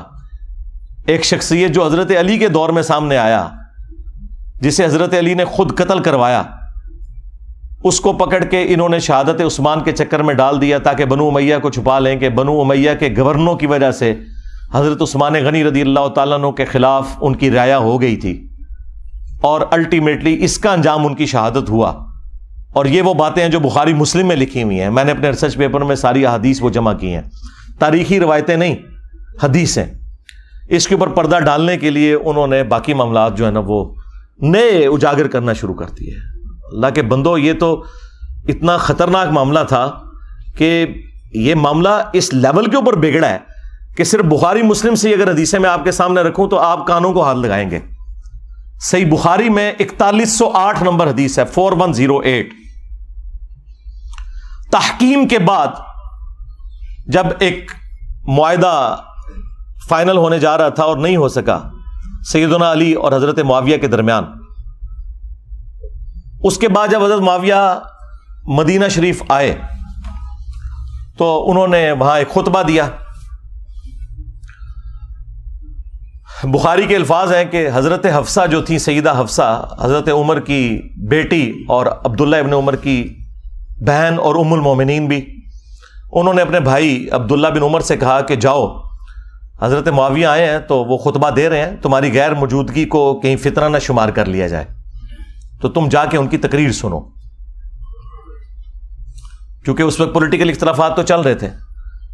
تو عبداللہ بن عمر پھر وہ مجبوراً چلے گئے, اور وہاں پہ حضرت معاویہ نے تقریر کرتے ہوئے کہا کہ تم میں جو اس امر خلافت کے اندر خواہش رکھتا ہے نا وہ اپنا سینگ اٹھائے, میں اس کے باپ سے بھی زیادہ خلافت کا حقدار ہوں, نعوذ باللہ. اور یہ کنایا کیا انہوں نے حضرت عبداللہ بن عمر کی طرف. وہ اگلی جو اس روایت کا حصہ ہے بخاری کا وہ آپ کو کلیئر کر دے گا. اب یہ اتنا بڑا جملہ تھا. اب مجھے بتائیں کہ عبداللہ بن عمر کا باپ وہ ہے کہ جن کی وجہ سے رومن امپائر گری ہے اور شام مسلمانوں کے پاس آیا، اور اس شام میں بیٹھا ہوا ایک شخص امیر شام وہ اسی کے بیٹے کو کہہ رہا ہے کہ میں تجھ سے اور تیرے باپ سے زیادہ خلافت کا حقدار ہوں. یہ بخاری شریف ہے جی، یہ اصول الکافی شریف نہیں ہے، ہاں یہ مولانا شریف نہیں ہے، یہ بخاری شریف ہے. اب عبداللہ بن عمر کو غصہ تو آیا لیکن خاموش ہو گئے. اور وہ خاموش کیوں ہوئے؟ آج بھی لوگ کہتے ہیں نا کہ جی صدیوں سے لوگ کیوں نہیں بول رہے تھے، اس زمانے میں نہیں لوگ بول سکے. وہ ہمارے استاد مولانا اسحاق صاحب والی بات ہے کہ ماما روزانہ حسین نہیں جم دیا. ہاں، حسین ابن علی اور عبداللہ ابن عمر دونوں کی نیچرز میں فرق تھا. تو بعد میں ایک دوسرے صحابی کہتے ہیں عبداللہ بن عمر سے کہ آپ نے اسی وقت معاویہ کو جواب کیوں نہیں دیا جب وہ یہ کہہ رہا تھا کہ میں اس کے باپ سے بھی زیادہ خلافت کا حقدار ہوں. تو عبداللہ بن عمر نے کہا کہ میں نے ارادہ تو کیا کہ میں اپنی گوٹ کھولوں، یعنی وہ احتبا کر کے دونوں گھٹنوں کو یوں لے کے بیٹھے تھے، اور میں اسے اسی بھرے مجمع میں جواب دوں کہ تجھ سے زیادہ خلافت کا حقدار وہ ہے کہ جس نے تم سے اور تمہارے باپ سے جنگ کی تھی جب تم لوگ کافر تھے اور ہم لوگ مسلمان تھے. یعنی تم لوگ بعد میں مسلمان ہو کر طلقہ فتح مکہ کے موقع پر تم لوگوں نے معافی مانگ کے اسلام قبول کیا. تم لوگ آج آ کے عمر اور اس کے بیٹے کے بارے میں کہہ رہے ہو کہ ہم اس سے زیادہ خلافت کے حقدار ہیں. مجھے بتائیں، جو شخص یہ کہے کہ میں عمر سے زیادہ خلافت کا حقدار ہوں، اس نے علی کی خلافت کہاں سے ماننی تھی؟ یہ اب سنی شیعہ سے مسئلہ اٹھ چکا ہے جی. وہ قصاص عثمان چاہتے تھے، قصاص عثمان چاہنے والا یہ کہے گا کہ میں حضرت عمر سے زیادہ خلافت کا حقدار ہوں، تو انٹینشن تو انہوں نے خود کھول کے بتا دی. اچھا، تو وہ عبداللہ بن عمر کہتے ہیں میں نے ارادہ تو کیا اپنی گوٹ کھولوں اور میں ایسے کہوں کہ تجھ سے زیادہ خلافت کا حقدار اور تیرے باپ سے زیادہ وہ ہے کہ جن لوگوں نے تمہیں مار مار کے اسلام میں داخل کیا ہے. یعنی تم لوگ کافر تھے اور ہم نے تم سے جنگیں لڑی ہیں. اور امام بخاری نے یہ حدیث غزوہ خندق کے چیپٹر میں ڈالی ہے یہ بتانے کے لیے کہ خندق کے موقع پر عبداللہ بن عمر اور حضرت عمر مسلمان تھے اور حضرت معاویہ اور ان کے والد کافر تھے. یہ اس میں سے انہوں نے رزلٹ نکالا ہے. اچھا، اب یہ بڑی حیران کن بات ہے، اسے آپ کرامت سمجھیں یا انٹینشنلی ایسا ہوا. یہ سیم الفاظ صحیح مسلم کے اندر موجود ہیں حضرت عمر کے بھی. ایک تو وہ بخاری میں حدیث ہے نا، جب آپ کو زخم لگے تو آپ نے 6 رکنی کمیٹی بنائی اور کہا کہ میں اپنے بعد اس امر خلافت میں ان 6 بندوں کے سوا کسی کو حقدار نہیں سمجھتا کہ رسول اللہ اپنی وفات تک ان سے راضی رہے. علی، عثمان، طلحہ، زبیر، عبد الرحمن بن عوف اور سعد بن ابی وقاص، ان میں سے کسی کو خلیفہ چن لینا میرے بعد. اور مسلم شریف میں الفاظ ہیں کہ آپ نے خواب دیکھا کہ ایک مرغے نے آپ کو ٹھونگ ماری ہے. اس کے بعد آپ نے جمعے والے دن خطبہ دیا اور اگلا جمعہ آپ کو نصیب نہیں ہوا. بدھ والے دن آپ کی شہادت ہو گئی اور کہا کہ میں نے خواب دیکھی ہے اور میں نے اس کی تعبیر یہی کی ہے کہ عنقریب مجھے قتل کر دیا جائے گا، اور اگر میں اچانک مارا جاؤں تو اپنی خلافت کو ان 6 بندوں سے باہر نہ جانے دینا کہ جن سے رسول اللہ اپنی وفات تک راضی رہے. اس کے آگے بڑے خطرناک الفاظ ہیں کہ تم دیکھو گے کہ ان 6 بندوں کی مخالفت وہ لوگ کریں گے کہ جن کو میں نے اپنے ہاتھوں سے اسلام کے لیے مارا ہوا ہے، اور اگر وہ مخالفت میں سامنے آ جائیں تو سمجھ لینا کہ یہ لوگ اللہ کے دشمن اور کافر ہیں. اتنے سخت الفاظ ہیں. ہاں جی، اب یہ آپ نے تلاش کرنا ہے یہ اللہ کے دشمن کن کو کہا انہوں نے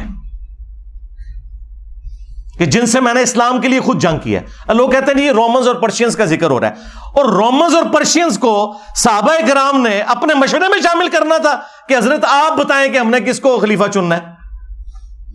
اور دوسرا، رومنز اور پرشینز تو رہے ہی کوئی نہیں تھے، وہ تو گر گئے تھے حضرت عمر کے دور میں. یہ آپ اپنے اندر رہنے والے لوگوں کی بات کر رہے تھے کہ یہ وہ لوگ ہیں جن کو ہم نے مار مار کے اسلام میں داخل کیا ہے اور یہی مخالفت کریں گے ان 6 بندوں کی. خیر، اس کی ایکسپلینیشن میں علماء پہ چھوڑ دیتا ہوں. میں نے کوئی تشریح کی تو وہ کہیں گے کہ ایتے وچ نہیں سی لکھیا، تون وچوں کڈ کے لکھیا ایتے وچ تے ٹائم قیامت تک کی کڈ کے دس.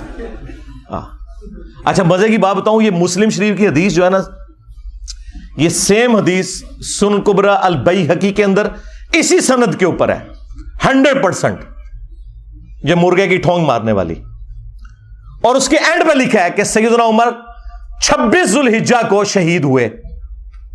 مسلم شریف کی سند کے اوپر مسلم والی حدیث جو سنن کبری البیہقی میں تھی، اس میں اینڈ پہ الفاظ یہ ہیں، باقی ساری حدیث سیم ہے کہ 26 ذوالحجہ کو شہادت ہوئی بدھ والے دن حضرت عمر فاروق رضی اللہ تعالیٰ عنہ کی، تو سرکار یکم محرم کہاں سے نکال لیا؟ مسلم شریف میں 26 ذوالحجہ ہے، ظاہر سند وہی ہے۔ چلیں تاریخ کی بھی کتابیں اٹھائیں تو جتنی صحابہ کرام کے حالات زندگی پہ کتابیں ہیں نا، وہ 3 بڑی بڑی کتابیں ہیں، الاستیاب امام ابن عبد البر کی کتاب، اس کے بعد اسد الغابہ ابن اثیر کی کتاب، اور اس کی شرح الاصابہ 8000 صحابہ کے حالات زندگی ابن حجر اسقلانی کی، یہ 3 مین کتابیں ہیں، تینوں میں 26 ذوالحجہ لکھا ہے۔ باقی اقوال لکھ کے انہوں نے کہا یہ ثابت نہیں ہے، یکم محرم کا تو قول لکھا ہی نہیں ہوا۔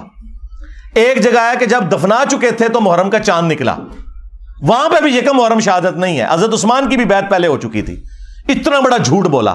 ادھر غدیر خم کی ڈیٹ انہوں نے 18 ذوالحجہ کو حضرت عثمان کی شہادت کے ساتھ جوڑ دیا، حالانکہ حضرت عثمان غنی رضی اللہ تعالیٰ عنہ کی شہادت 18 ذوالحجہ کو ہوئی نہیں ہے۔ ان ساری کتابوں میں آپ نکال کے دیکھیں تو آپ کو 18 ذوالحجہ کی ڈیٹ نہیں ملے گی، 12 ذوالحجہ کی ملے گی۔ ہر معاملے میں جہاں جہاں مولوی گھس سکتا تھا نا، اس نے گھسنے کی کوشش کی ہے، اور میں نے الحمدللہ مسلم شریف سے مولانا شریف کو باہر نکالا ہے۔ جیسے وہ جب تک آپ کتے کو باہر نہیں نا نکالتے کنویں سے، تو ڈول نکالنے سے وہ پاک نہیں ہوتا، تو یہ مسلم شریف میں الفاظ تھے کہ حضرت عمر نے کہا یہ 6 بندے ایسے ہیں کہ ان کی مخالفت وہ لوگ کریں گے جن کو میں نے اسلام کی خاطر مارا ہوا ہے۔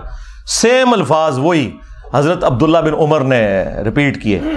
حدیث ختم نہیں ہوئی بخاری کی، آگے الفاظ ہیں کہ عبداللہ بن عمر کہتے ہیں کہ میں نے ارادہ تو کیا تھا یہ ساری باتیں کروں، تو پھر مجھے جنت کی نعمتیں یاد آ گئیں اور میں نے انہی پر اکتفا کر لیا، اور پھر میں خون ریزی اور فتنے کے ڈر سے خاموش ہو کر اپنے معاملات کو میں نے اسی کے اوپر اکتفا کر لیا۔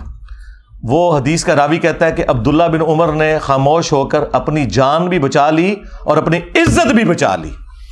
ایک ماموں نے دوسرے ماموں سے اپنی جان اور عزت بچائی۔ ابھی عبداللہ بن عمر بھی تو ماموں ہے نا، جب انہوں نے رشتے اس طرح کے نکالے ہوئے ہیں تو عبداللہ بن عمر ماموں نہیں ہے، وہ خال المومنین نہیں ہے۔ تو وہ کہتے ہیں کہ عبداللہ بن عمر نے اپنی جان بھی بچا لی اور عزت بھی بچا لی، یعنی اس وقت کیسی کیٹاسٹرافک کنڈیشن تھی کہ لوگوں کو اپنی جان سے بھی ہاتھ دھونا پڑتا تھا۔ تو سرکار لوگ کہتے ہیں کہ بھی سارے حسین ابن علی کی طرح کیوں نہیں اکٹھے ہو گئے، اپنے بال بچوں کے ساتھ کیوں نہیں سامنے آ گئے؟ ایسا ہو نہیں سکتا میرے بھائی، یہ تو جن کا یعنی گھرانہ اتنا عالی ہے کہ جنہیں یہ پتا ہے کہ ہمارا کسی چیز کو ایکسیپٹ کرنا، اس کو دین کا حصہ بنا دینا ہے، انہوں نے سامنے آنا تھا نا، باقی لوگوں نے کہاں سے آنا تھا؟ پھر سورہ مریم میں جو آیت ہے، اللہ تعالیٰ نے انبیاء کرام علیہم السلام کا ذکر کر کے فرمایا کہ جب انبیاء کرام دنیا سے چلے جاتے تھے نا، فَخَلَفَ مِن بَعْدِهِمْ خَلْفٌ، تو ان کے جانے کے بعد ایسے ناخلف لوگ جانشین ہوتے تھے،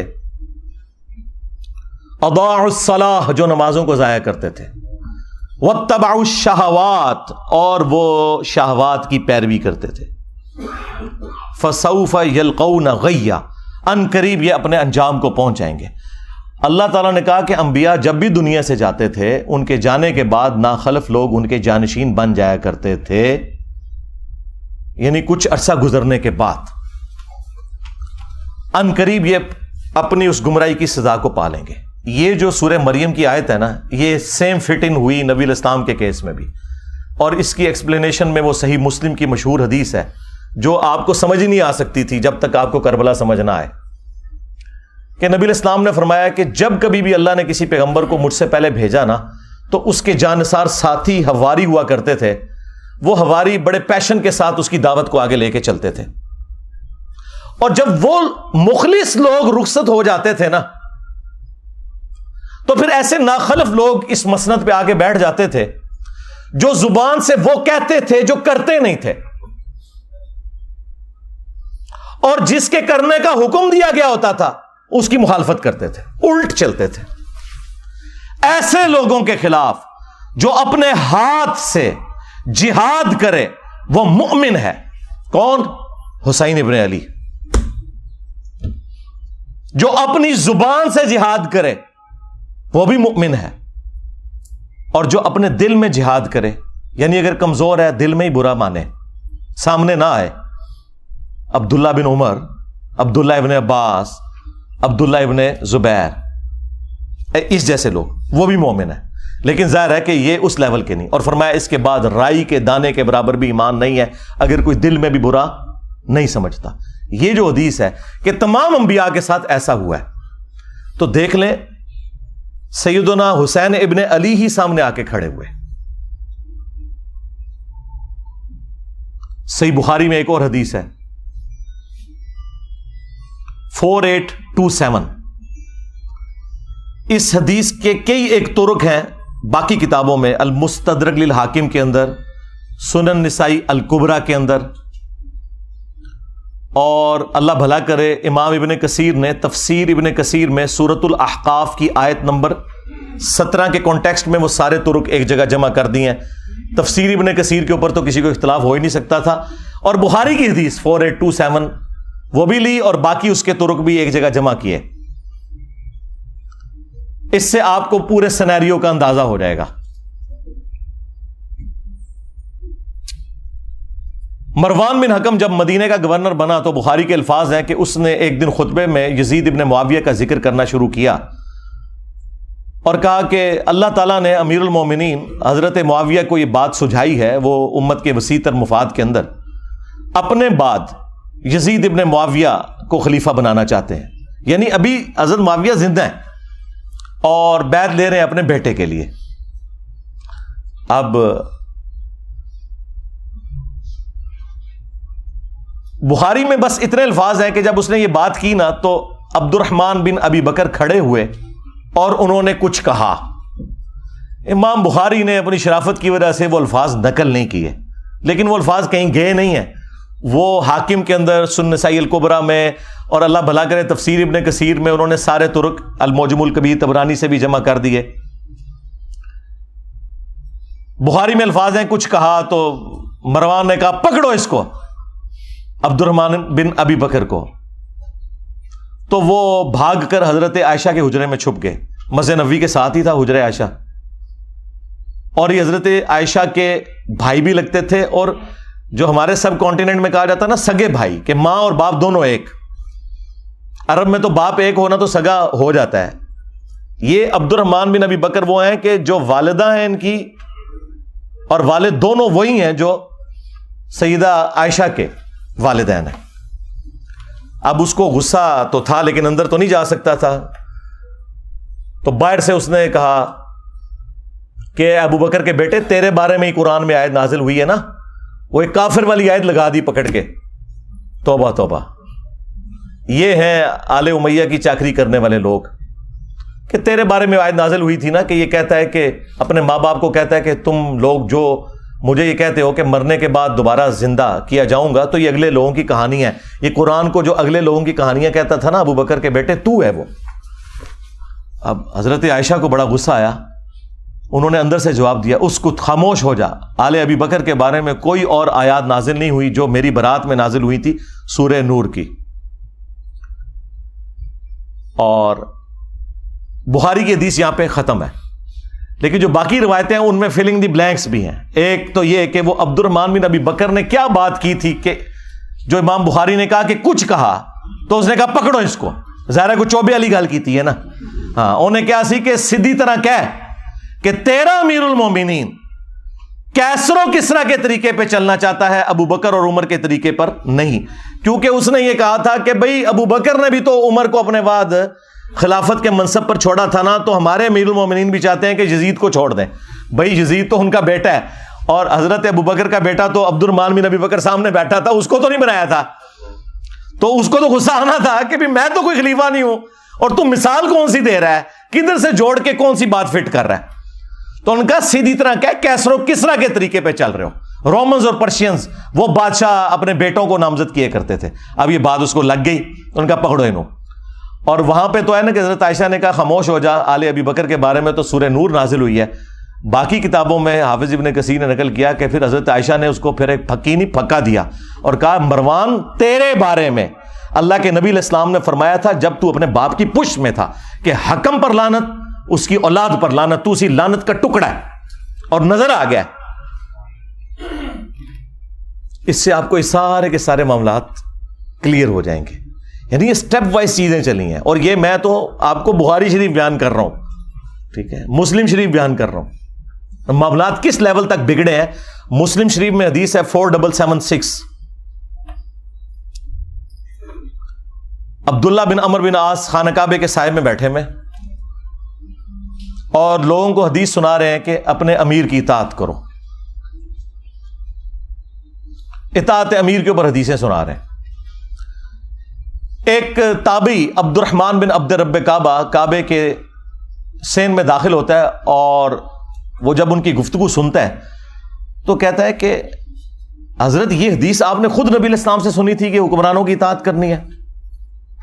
ان کا ہاں, میرے کانوں نے سنا, میری آنکھوں نے نبی علیہ السلام کو دیکھا, میرے دل نے آپ کی بات یاد کی. آگے تو اس نے ایسی بات کر دی کہ وہ ایکسپیکٹ نہیں کر رہے تھے. انہوں نے کہا آپ تو ہمیں کہہ رہے ہیں کہ امیر کی اطاعت کرو, اور آپ کے چچا کا لڑکا معاویہ ابن ابی سفیان جو ہمارا حکمران ہے وہ تو ہمیں حکم دیتا ہے کہ ہم لوگوں کو ناحق قتل کریں اور حرام طریقے سے ان کا مال ہڑپ کریں, جبکہ قرآن میں اللہ تعالیٰ فرماتا ہے سورہ النساء کی آیت نمبر 29 تابعی نے کوٹ کر دی کہ ایک دوسرے کا مال ناحق طریقے سے ہڑپ مت کرو اور ایک دوسرے کو قتل نہ کرو. اب آپ ہمیں بتائیں کہ ہم اللہ کی بات مانیں یا اپنے حکمران کی بات مانیں, معاویہ بن ابی سفیان کی. اب عبداللہ بن عمر بن عاص تھوڑی دیر کے لیے خاموش ہو گئے. پھر انہیں سر اٹھا کر کہا کہ آندھا سے انجینئر کو نہیں دیکھنا. یہ نہیں کہا, میں جوک کے طور پہ کہہ رہا ہوں. انہوں نے کہا کہ معاویہ کی اطاعت کرو ان کاموں میں جس میں تمہیں اللہ کے مطابق چلائے, اور جس میں وہ اللہ کی نافرمانی کا تمہیں کہے تم اس کی نافرمانی کرو. یہی ایٹیچیوڈ ہونا چاہیے. یعنی یہ آپ کو دور حکومت کے اندر جو ایک معاملات ہے نا وہ بھی اندازہ ہونا شروع ہو گیا کہ کس لیول کے اوپر معاملات بگڑ چکے ہوئے تھے. پھر صلح حسن کے حوالے سے بھی باتیں کرتے ہیں, وہ بھی آپ میرے اس میں ہی پڑھ لیجئے گا, میری ویڈیوز بھی ریکارڈ ہیں. کربلا کے بعد کون سی صلح حسن رہ گئی؟ حسن ابن علی نے اس لیے صلح کی تھی کہ آپ انہیں زہر دے دیتے. المصنف ابن ابی شیبہ میں موجود ہے, زہر دیا گیا. اور ابو داؤد میں تو اتنی رکت انگیز حدیث ہے کہ پھر دربار شام میں اس چیز کی خوشی منائی گئی. ہاں ظاہر ہے جب آپ غم نہ کریں تو اسے خوشی منانا ہی کہا جائے گا نا. الٹا کوئی غم کی بات کر رہا ہے آپ اسے ٹوک دیں. مقدام بن مادی کر بیٹھے ہوئے ہیں, یہ حدیث مسند احمد میں بھی ہے اور سنن ابی داؤد میں بھی. شیخ زبیلی زئی اور شیخ ناصر الدین البانی دونوں نے اس حدیث کو ٹھیک کہا ہے. مقدام بن مادی کر بیٹھے ہوئے ہیں امیر شام کے دربار میں, اور اتنے میں خبر پہنچتی ہے کہ حسن ابن علی شہید ہو گئے. تو مقدام بن مادی کر پڑھتے ہیں انا للہ و انا الیہ راجعون. ظاہر ہے عام مسلمان کی موت پہ بھی آپ نے یہی پڑھنا ہے. تو اب امام داؤد نے کہا کہ قال رجل, ایک مرد نے کہا. وہ کس مرد نے کہا؟ وہ مسند احمد میں ہے. قال معاویہ, معاویہ نے کہا تم حسن کے مرنے کو مصیبت سمجھتے ہو؟ اللہ اکبر. جب شاہ صاحب یہ بات کر رہے ہو تو شاہ کے وفادار تو ایک ہاتھ آگے جائیں گے. وہاں ایک چمچا بیٹھا تھا امیر شام کا, اس نے کہا حسن تو ایک آگ کا انگارہ تھا جسے اللہ نے بجھا دیا. نعوذ باللہ. اس جملے کا مطلب آپ سمجھتے ہیں کیا ہے؟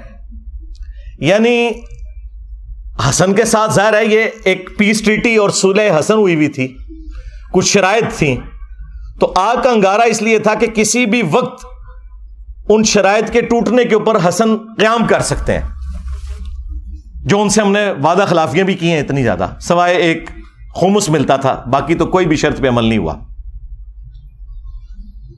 تو حسن آگ کا ایک انگارہ تھا جسے اللہ نے بجھا دیا. اب یہ بات حضرت مقدام بن مادی کرب نے جب سنی تو انہیں تو لگ گئی آگ.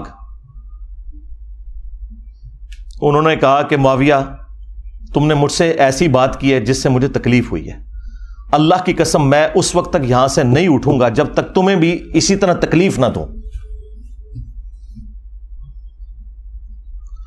اور معاویہ اگر میں سچ بولوں تو میری تصدیق کرنا، اور اگر جھوٹ بولوں تو کہہ دینا کہ میں جھوٹ بول رہا ہوں. پھر انہوں نے کہا کہ اے معاویہ کیا اللہ کے نبی علیہ السلام نے یہ نہیں فرمایا تھا کہ چیتوں اور درندوں کی کھالیں ان کو پہننے ان کو اوڑھنے سے کیا اللہ کے نبی علیہ السلام نے منع نہیں فرمایا تھا؟ کیا اللہ کے نبی صلی اللہ علیہ وآلہ وسلم نے سونے چاندی کے جو برتن ہیں ان کو استعمال کرنے سے منع نہیں فرمایا تھا؟ اب وہ جو حرمت والی چیزیں وہ گنواتے چلے گئے اور حضرت معاویہ تصدیق کرتے چلے گئے، اور اینڈ پہ بتا انہوں نے کیا بولا؟ انہوں نے کہا یہ سارے حرام کام تیرے گھر میں ہو رہے ہیں. ٹھیک ہے، یعنی تیرے اپنے گھر کی حالت یہ ہے اور تو حسن بن علی کے بارے میں بات کر رہا ہے. اور پھر انہوں نے ایک جملہ بولا کہ میں حسن کی موت کو مصیبت کیوں نہ جانوں کہ اللہ کے نبی علیہ السلام اپنے زانوں پر ایک طرف حسن ابن علی کو بٹھاتے تھے، دوسری طرف حسین ابن علی کو، اور کہتے تھے حسن مجھ سے ہے، حسین علی سے ہے. اب یہ ساری کی ساری عزت افزائی انورٹڈ کاماز میں جب کروائی امیر شام نے تو انہوں نے کہا مقدام مجھے پتا تھا میں باتوں میں تم سے نہیں جیت سکتا.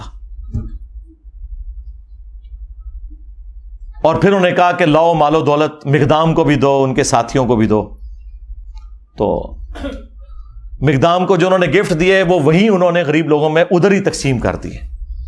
بعد میں پھر امیر شام نے پوچھا کہ وہ گفٹس کا کیا بنا، تو انہوں نے کہا کہ مقدام نے تو سب کچھ یہیں پہ تقسیم کر دیا. تو انہوں نے پھر ان کی تعریف کی کہ ہاں مقدام تو پھر مقدام ہے نا. یعنی وہی جو حکمرانی کی مجبوریاں ہیں جڑی ہوئی وہ مجبور کرتی ہیں. کہاں بنو عباس نے شیعان علی کو استعمال کیا بنو امیہ کو الٹنے کے لیے، اور جب حاکم بنے تو بنو امیہ سے بھی زیادہ مظالم کرنے شروع کر دیے. کیوں؟ یہ بس ایک کرسی کا تقاضا تھا، یہ جس کے نیچے جاتی ہے نا اس کے اندر وہ ساری خرابیاں پیدا ہونا شروع ہو جاتی ہیں.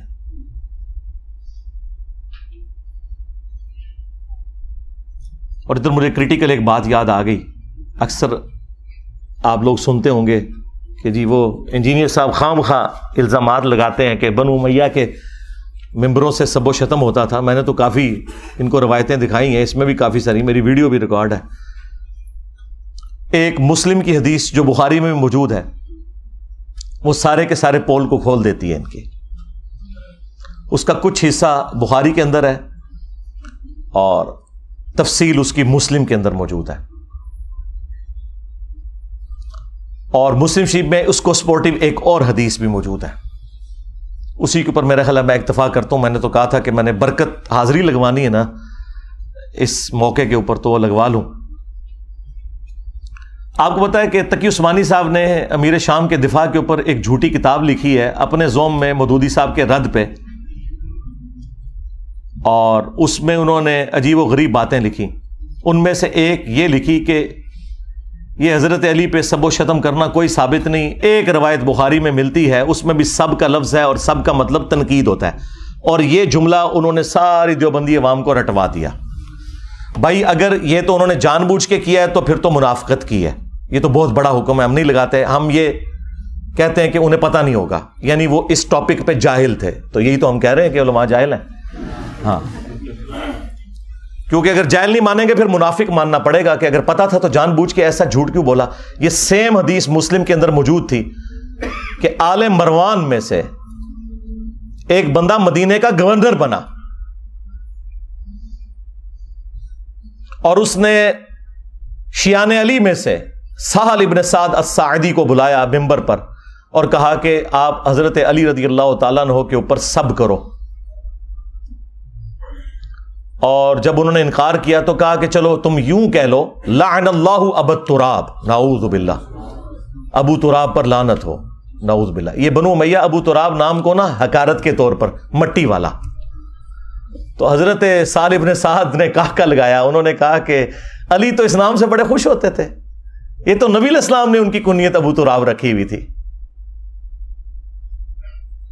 تو وہاں پہ الفاظ ہے لعن اللہ ابا تراب، یعنی ابو تراب کہنا اور لعنت کے ساتھ. یہ کہتے ہیں سب کا مطلب تنقید ہے، تو امام مسلم نے سب کا ترجمہ خود کر دیا ہوا ہے یہ بتا کے یہ لعن اللہ ابا تراب کہتے تھے. اب تک عثمانی صاحب نے اگر جان بوجھ کے یہ روایت چھپائی ہے مسلم کی 6229 تو منافقت کی ہے، لیکن یہ بہت بڑا شرعی حکم ہے. ہم اس نے ظن رکھتے ہیں کہ ان بیچاروں کو پتہ ہی کچھ نہیں، جس طرح ان کے بڑوں کو کچھ نہیں پتا تھا. اب آ جائیں وہ حدیث 6220. امیر شام کے دربار میں حضرت سعد ابن ابی وقاص کو امیر شام کہتے ہیں کہ تجھے کون سی چیز روکتی ہے؟ الفاظ امر معاویہ، معاویہ نے حکم دیا. تو سعد ابن ابی وقاص نے کہا کہ میں کبھی بھی علی کے اوپر سب یعنی کہ لعنت نہیں کروں گا، کیونکہ دوسری حدیث میں لعنت کے الفاظ موجود ہیں. تو انہوں نے کہا تمہیں کون سی چیز روکتی ہے کہ تم ابو تراب کے اوپر سب نہیں کر رہے؟ ابو تراب. اور یہ وابیوں کا جو ابا ہے نا ابن تیمیہ، اس نے اس روایت کو منہاج السنہ میں کوٹ کیا ہے اور اس نے خود مانا ہے، اس نے فلنگ دی بلینکس کیا ہے کہ ماموں نے حکم دیا تھا سب کروانے کا. ان کا ابا مان کے گیا. اب یہ پتہ نہیں کیوں نہیں اپنے ابے کو مانتے. مسلم شریف میں لکھا ہوا تھا. تو حضرت سعد نے کہا کہ میں نے 3 باتیں علی کے بارے میں ایسی سنی ہے کہ مجھے ایک بھی مل جاتی نا سرخ اونٹوں سے بہتر تھا. سن معاویہ، غزوہ تبوک کے موقع پر نبی علیہ السلام نے عورتوں اور بچوں پر اپنا جانشین چھوڑا مولا علی کو، اور یہ پہلا اور آخری موقع تھا کہ کسی جنگ میں مولا علی شریک نہیں ہو رہے تھے. تو ظاہر ہے وہ افسردہ تھے، رو پڑے. نبی علیہ السلام نے ان کی دلجوئی کے لیے فرمایا کہ اے علی، کیا تو اس بات پہ راضی نہیں کہ تیری میرے ساتھ وہی نسبت ہے جو ہارون کی موسیٰ کے ساتھ، مگر میرے بعد کوئی نبی نہیں. اس کا مطلب آپ کو پتا ہے کیا ہے؟ 2 مطلب. قرآن میں حضرت موسیٰ علیہ السلام کے سب سے قریبی ساتھی کون تھے؟ ان کے بھائی ہارون، اور وہ پیغمبر بھی ہوئے. اس اعتبار سے نبی علیہ السلام کا سب سے قریبی ساتھی کون ہوا؟ سیدنا علی. لیکن چونکہ ختم نبوت ہے اس لیے وہ نبی نہیں ہے، امتی نبی بھی نہیں ہے. تو اگر مولا علی امتی نبی نہیں ہے تو غلام احمد قادیانی دجال تھے، شے کوئی نہیں. یہ حدیث ختم نبوت کے اوپر بھی پیرا دے رہی ہے. صرف مولا علی کی شان بیان نہیں ہو رہی، ختم نبوت پہ بھی پیرا دینے والی حدیث ہے. سن معاویہ، دوسرا موقع خیبر کا. نبی علیہ السلام نے فرمایا کل میں اس شخص کے ہاتھ میں جھنڈا دوں گا جو اللہ اور اس کے رسول سے محبت کرتا ہے اور اللہ اور اس کا رسول اس سے محبت کرتے ہیں. ہم پوری رات ایڑیاں اٹھا کے دیکھتے رہے کہ وہ خوش نصیب کون ہے. بلکہ مسلم میں تو الفاظ ہیں، حضرت عمر کہتے ہیں مجھے پوری زندگی اس بات پہ رشک رہے گا علی کے اوپر کہ وہ جھنڈا مجھے کیوں نہیں ملا، علی کو مل گیا. اس سے پہلے مجھے کبھی خواہش نہیں پیدا ہوئی تھی. صبح نبی علیہ السلام نے حضرت علی کو بلایا، ان کو آشوب چشم تھا، اپنی مبارک لعاب دہن ان کی آنکھوں پہ لگائی، شفا ہو گئی، اور پھر انہیں روانہ کیا اور خیبر میں فتح ہوئی. اور تیسرا موقع جب نجران کے کرسچنز آئے نبی علیہ السلام کی بارگاہ میں، سب دلائل سامنے رکھ دیے، پھر بھی وہ ہٹ درمی پر اترے، تو آیت مباہلہ نازل ہوئی،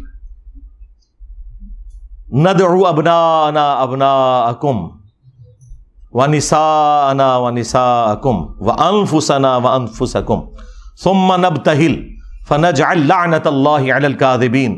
اے نبی ان سے کہو اپنے بیٹوں کو لے آؤ، ہم بھی اپنے بیٹوں کو لے آتے ہیں، تم بھی اپنی عورتوں کو لے آؤ، ہم بھی اپنی عورتوں کو لے آتے ہیں، تم خود آ جاؤ، ہم خود آ جاتے ہیں، اور پھر اوپن میدان میں اللہ کے حضور دعا کرتے ہیں کہ جھوٹوں پہ اللہ کی لعنت ہو. اور نبی علیہ السلام نکلے مولا علی، حسن، حسین اور فاطمہ کو لے کر. حالانکہ آپ کی 9 بیویاں تھیں، ان کو نہیں لے کر آئے، وہ بھی اہل البیت ہیں، لیکن یہ اسپیشل پروٹوکول. اور کہا اللہم ہؤلاء اہل بیتی، اے اللہ یہ میرے اہل البیت ہیں. یہ 3 فضائل دربار شام میں بیان کیے حضرت سعد ابن ابی وقاص نے، اس بات کی دلیل پر کہ میں مولا علی پہ کبھی بھی سب و شتم نہیں کروں گا. امام نووی جو ہے نا اہل سنت میں، اس کی آخری کوشش ہوتی ہے کسی طریقے سے نا بنو امیہ کے اوپر پردہ ڈالے. یہاں اس نے پتہ ہے کیا پردہ ڈالنے کی کوشش کی؟ اس نے کہا کہ وہ اصل میں میر شام یہ کہہ رہے تھے کہ مجھے کوئی علی کے فضائل سناؤ کیونکہ یہ لوگ گالیاں دیتے ہیں، میں ان کو قائل کروں. حالانکہ واضح الفاظ تھے امر معاویہ، معاویہ نے حکم دیا اور سعد نے انکار کیا. چلیں جھوٹ تو پکڑا جاتا ہے. یہ سیم حدیث خصائص علی والے چیپٹر میں سنن نسائی الکبریٰ میں اسی سند کے ساتھ مسلم شریف والی سند کے اوپر موجود ہے. اس میں آگے الفاظ ہیں، سعد ابن ابی وقاص کا بیٹا کہتا ہے پھر جتنے دن حضرت معاویہ مدینہ شریف میں رہے حضرت علی کی تنقیص کا ایک جملہ اپنی زبان سے نہیں نکالا. میرے باپ نے اس طرح کا ڈانٹا تھا ان کو، تو پتہ چل گیا کہ ڈانٹا تھا. بلکہ اسی کتاب میں خصائص علی والا جو چیپٹر ہے سنن نسائی الکبریٰ کا، سعد ابن ابی وقاص کہتے ہیں کہ اگر یہ لوگ بنو امیہ کے لوگ میرے سر کے درمیان آرا رکھ دیں اور مجھے یہ کہیں کہ تیرے 2 ٹکڑے کر دیے جائیں گے، تو علی کے بارے میں کوئی غلط جملہ اپنی زبان سے نکال تو میں اپنے 2 ٹکڑے کروا لوں گا. میں علی کے بارے میں ایک جملہ بھی ایسا نہیں بولوں گا ان کی تنقیص کا جو کچھ میں نے رسول اللہ سے اپنے کانوں سے علی کی شان میں سن رکھا ہے. صلو علی محمد وآل محمد، اللہم صلی علی محمد وعلی آل محمد واصحاب محمد وازواج محمد اجمعین الی یوم الدین. مسند احمد میں ایک حدیث ہے، مولا علی علیہ السلام کہتے ہیں کہ ایک دن میں رسول اللہ کی خدمت میں حاضر ہوا اور میں نے دیکھا کہ آپ نے حسین ابن علی کو اٹھایا ہوا ہے اور زار و کتار آپ کی آنکھوں سے آنسو رواں ہے. تو میں نے کہا یا رسول اللہ میرے ماں باپ آپ پر قربان، آپ کو کس نے غمگین کر دیا؟ بلکہ یہ حدیث جو سٹارٹ ہوتی ہے نا کہ نینوا نامی ایک مقام تھا، جنگ صفین پر جاتے ہوئے مولا علی علیہ السلام اپنی سواری پر یہ کہہ رہے ہیں اصبر یا ابا عبداللہ، اے ابو عبداللہ صبر کرنا. تو ساتھی کہتے ہیں کہ حضرت یہ آپ کس سے باتیں کر رہے ہیں؟ تو انہوں نے کہا کہ مجھے ایک حدیث یاد آ گئی، اسی مقام کے بارے میں نبی علیہ السلام نے فرمایا تھا جب میں آپ کی خدمت میں حاضر ہوا اور آپ نے حسین ابن علی کو اپنی گود میں اٹھایا ہوا ہے اور آنکھوں سے زارو کتار آنسو رواں ہے. میں نے کہا یا رسول اللہ میرے ماں باپ آپ پر قربان، آپ کو کس نے غمگین کر دیا؟ تو نبی علیہ السلام نے کہا کہ ابھی ابھی جبرائیل علیہ السلام میرے پاس آئے تھے اور کہا کہ آپ اس بچے سے اتنی محبت کرتے ہیں اور اس بچے کو دریائے فرات کے کنارے پیاسا شہید کر دیا جائے گا. اور میری خواہش پر انہوں نے یوں ہاتھ مار کر کربلا کی وہ جو سرخ مٹی ہے وہ بھی مجھے دکھائی. اس کی وجہ سے میں غمگین ہو گیا اور میری آنکھوں سے آنسو رواں ہو گیا. یہ غم حسین ہے جو نبی علیہ السلام کی زندگی میں بھی آپ کو ہے اور وفات کے بعد مسند احمد میں یہ حدیث موجود ہے. ابن عباس کہتے ہیں کہ ایک دوپہر کو میں نے نبی علیہ السلام کو خواب میں دیکھا، پرانگدہ حالت ہے، بال بکھرے ہوئے ہیں، ہاتھ میں خون کی ایک شیشی اٹھائی ہوئی ہے. اور میں نے کہا یا رسول اللہ میرے ماں باپ آپ پر قربان، آپ کی حالت کس نے کر دی؟ آپ نے فرمایا کہ میں صبح سے حسین اور اس کے ساتھیوں کا خون جمع کر رہا ہوں. یعنی یہ ایک تمثیل کے طور پر دکھایا گیا نبی علیہ السلام کو خواب میں.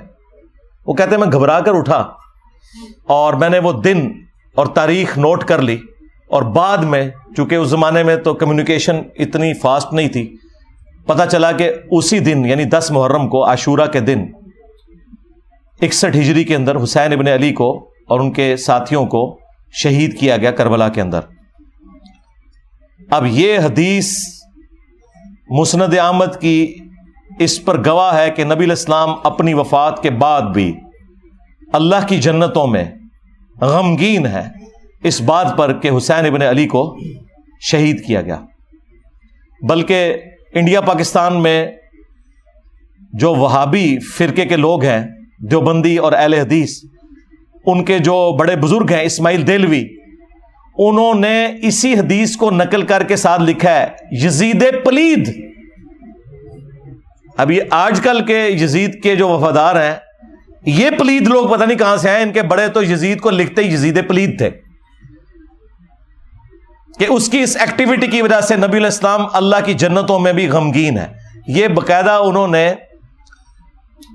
جو کتاب ہے تذکیر الاخوان ما تقویت الایمان اس کے اندر نقل کیا ہوا ہے. یزید پلید لکھا ساتھ اور یہ حدیث کوٹ کی. تو غم حسین تو جاری ہے. صحیح بخاری میں حدیث ہے, یہ ترمذی میں بھی موجود ہے, کہ حسین ابن علی کا سر کاٹ کر عبید اللہ ابن زیاد کے سامنے لا کر رکھا گیا, اور اس میں امام بخاری نے لکھا ہے برأس الحسین علیہ السلام, حسین علیہ السلام کا سر. امام بخاری نے حسین کے ساتھ علیہ السلام لکھا ہے. مولوی نے نا اردو ترجمے میں نا رضی اللہ عنہ کر دیا. اسلام 360 میں بھی عربی میں لکھا ہے علیہ السلام, اردو ترجمے میں رضی اللہ عنہ. کتنی دو نمبری کرتا ہے مولوی. تو عبید اللہ ابن زیاد ان کے حسن میں کوئی کلام کرنا شروع ہو گیا, اور چھڑی سے بجائے یہ کہ اس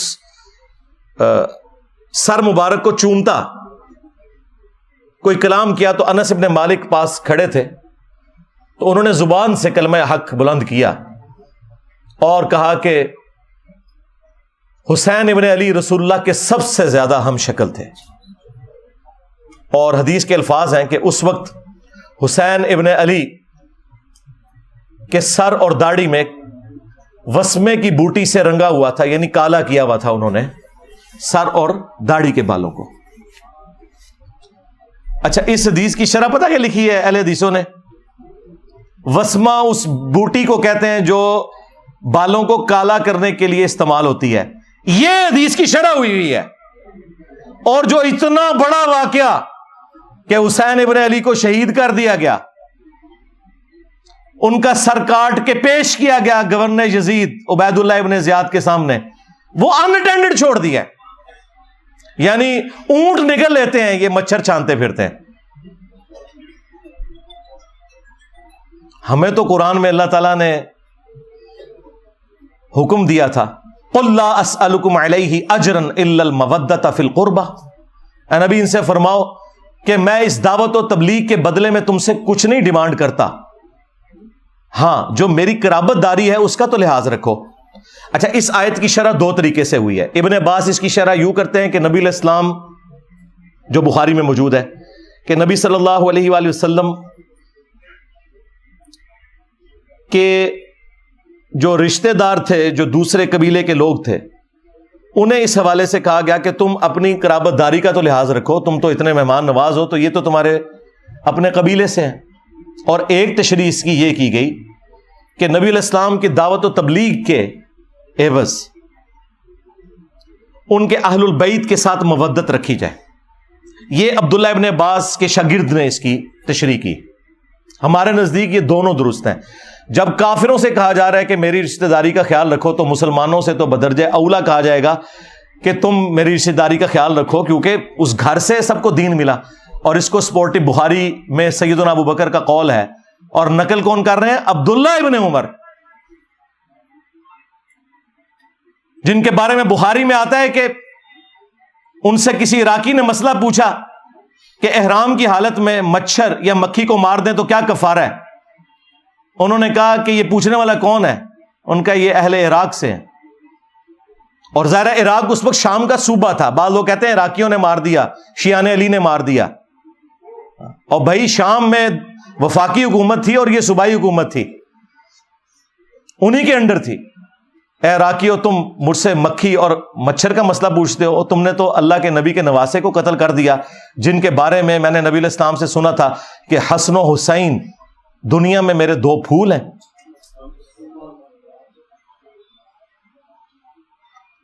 تو حضرت ابوبکر صدیق کا قول ہے بخاری میں, عبداللہ بن عمر کہتے ہیں کہ حضرت ابوبکر فرمایا کرتے تھے محمد کے قرب کو اہل بیت محمد کے قرب میں تلاش کرو. اب مجھے بتائیں, جو رسول اللہ صلی اللہ علیہ وآلہ وسلم کے قرب کو ان کے اہل البیت کے قرب میں تلاش کر رہے ہیں خود, کیا کبھی وہ یہ دعویٰ کر سکتے ہیں کہ ہم اہل البیت سے افضل ہیں؟ اللاجیکل بات ہے. یہ کہنا کہ جی بخاری میں موجود ہے, ابو داؤد میں بھی, کہ عبداللہ بن عمر کہتے ہیں کہ ہم نبی علیہ السلام کے زمانے میں افضلیت دیتے تھے حضرت ابوبکر کو، عمر کو اور عثمان کو، اس کے بعد افضلیت نہیں دیتے تھے. تو بھائی یہ لوگوں میں فضیلت کی بات ہے. اہل البیت بالکل الگ ہے، جن کے گھر سے دین ملا. دوسرے اصحاب نبی کے گھر والوں کے بارے میں یہ سوچ سکتے ہیں کہ جس گھر سے ہمیں دین مل رہا ہے ہم ان سے بہتر ہو جائیں گے؟ Not at all, never. جب لوگوں میں افضلیت کی بات ہو رہی ہے تو وہ ادر دین اہل البیت ہے علیہم السلام اجمعین.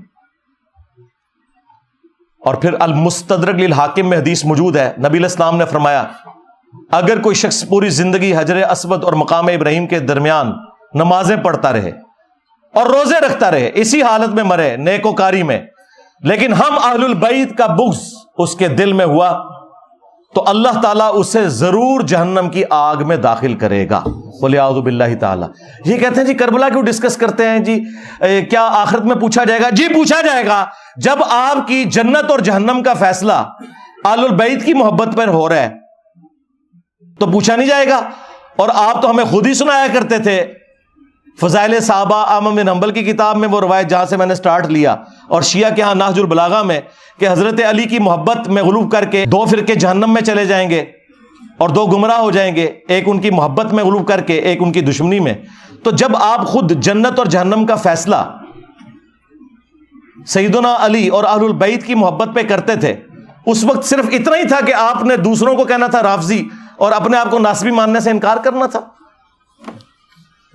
تو یہ آپ نے 2 نمبریاں کی ہیں، اس کا رزلٹ پھر اسی شکل میں نظر آنا تھا. جب گمراہی بڑے لیول کی اٹھتی ہے نا تو پھر کوئی بڑے لیول کی بلا چاہیے ہوتی ہے. ہاں وہ آپ نے دیکھا تھا نا کہ حضرت موسیٰ علیہ السلام کا اژدہا سارے سانپوں کو کھا گیا، ہے رسیہ تھی، ایک اژدہا سارے سانپوں کو کھا گیا. تو یہ جتنے سانپ نکلے ہوئے تھے نا جنہوں نے اس دین کے ساتھ غداری کی، ایک انجینئر سب پہ بھاری ہو گیا. ہاں الحمدللہ. اور یہ اللہ تعالیٰ کی سنت ہے. اللہ تعالیٰ نے 300 سال کی فرعون کی حکومت اس شخص کے ہاتھوں سے ختم کروائی جس کی زبان میں بھی لکنت تھی، موسیٰ علیہ السلام. اللہ تعالیٰ ہمیشہ کمزوروں کو اٹھا کے نا طاقتور لوگوں کے اوپر غلبہ دیتا ہے، یہ بتانے کے لیے کہ ان کے پیچھے اللہ کی طاقت ہے. تو الحمدللہ آج دیکھ لیں ہمارے اس پلیٹ فارم کی برکت سے پوری دنیا کے اندر سنی ہو شیعہ ہو، محرم کا مہینہ جب بھی آتا ہے ہماری ویڈیوز شیئر ہوتی ہیں. اور الحمدللہ صدیوں میں جو گراوٹ آئی تھی غلوف کی شکل میں دونوں طرف، وہ کافی حد تک ایڈریس ہوئی ہے. اور مجھے اب امید ہے کہ اب یہ راستہ اس طرف چل پڑا ہے کہ امام محمد بن عبداللہ المہدی علیہ السلام کے لیے یہ راہ ہموار ہو رہی ہے. کیونکہ یہ ہو نہیں سکتا کہ امام مہدی سنیوں میں آ جائیں اور شیعہ مان لیں، اور شیعہ میں آ جائیں تو سنی مان لیں. اس کے لیے ضروری تھا کہ سنی شیعہ کی تفریق سے بالا تر ہو کر لوگ اپنے ڈفرینسز ضرور رکھیں، لیکن الٹیمیٹلی اس بنیاد کے اوپر قتل و غارت نہ کریں. اور اہل البیت جو کہ کامن ہستی ہیں ان کے ساتھ اپنا جو عقیدت والا معاملہ ہے وہ تو اپنی جگہ رکھیں. المعجم الکبیر طبرانی کے اندر صحیح سند سے ابراہیم نخعی کا قول موجود ہے، جو بخاری اور مسلم کی احادیث کے راوی ہیں.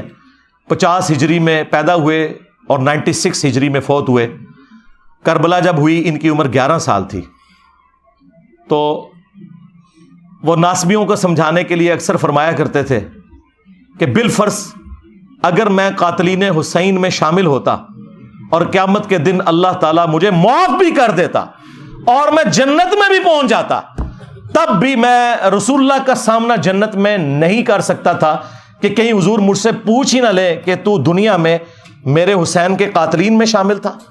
یعنی اب اس سے بڑی کیا بات ہو سکتی ہے؟ یعنی ابراہیم نخعی اہل سنت کے بڑے امام، بخاری اور مسلم کے راوی اور امام حنیفہ کے دادا استاد، وہ یہ کہہ رہے ہیں کہ اگر مجھے اللہ تعالیٰ معاف کر کے جنت میں بھی پہنچا دے اور بالفرض میں قاتلین حسین میں شامل ہوتا نا تو میں رسول اللہ کا سامنا جنت میں بھی نہیں کر سکتا تھا کہ رسول اللہ مجھ سے پوچھ لیں گے.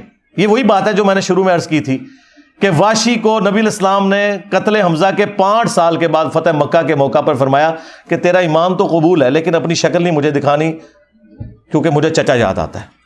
اور چچا کی محبت اور اولاد کی محبت کتنا فرق ہے.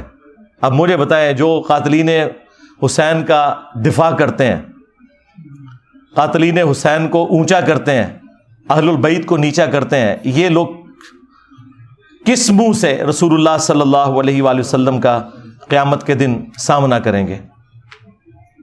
یہ سوچنے کی بات ہے۔ بس آج کے اس محرم کی مجلس میں 4 محرم الحرام 1445 ہجری بمطابق 23 جولائی 2023 کا یہی میسیج ہے کہ ہم نہ رافضی ہیں نہ ناصبی ہیں، بلکہ ہم اہل البیت سے محبت کرنے والے ہیں۔ اللہ تعالیٰ قیامت والے دن ہمیں اپنے محبوب صلی اللہ علیہ وآلہ وسلم، ان کے اہل البیت، ان کے جانثار خلفائے راشدین اور صحابہ کرام کا ساتھ نصیب فرمائے، ان کے ساتھ محشور فرمائے، اور اللہ تعالیٰ امت محمدیہ صلی اللہ علیہ وآلہ وسلم کے اندر جو یہ فرقہ واریت اس عروج کے اوپر ہے، اسے توڑ کر امت کو رسول اللہ صلی اللہ علیہ وآلہ وسلم کی مبارک ذات کے ساتھ جوڑے، اور تاکہ امام محمد بن عبداللہ المہدی رضی اللہ تعالیٰ عنہ علیہ السلام کو ویلکم کرنے کے لیے یہ امت تیار ہو سکے۔ صلو علی محمد و آل محمد، اللہم صلی علی محمد وعلی آل محمد و اصحاب محمد و ازواج محمد و امت محمد اجمعین الی یوم الدین، آمین۔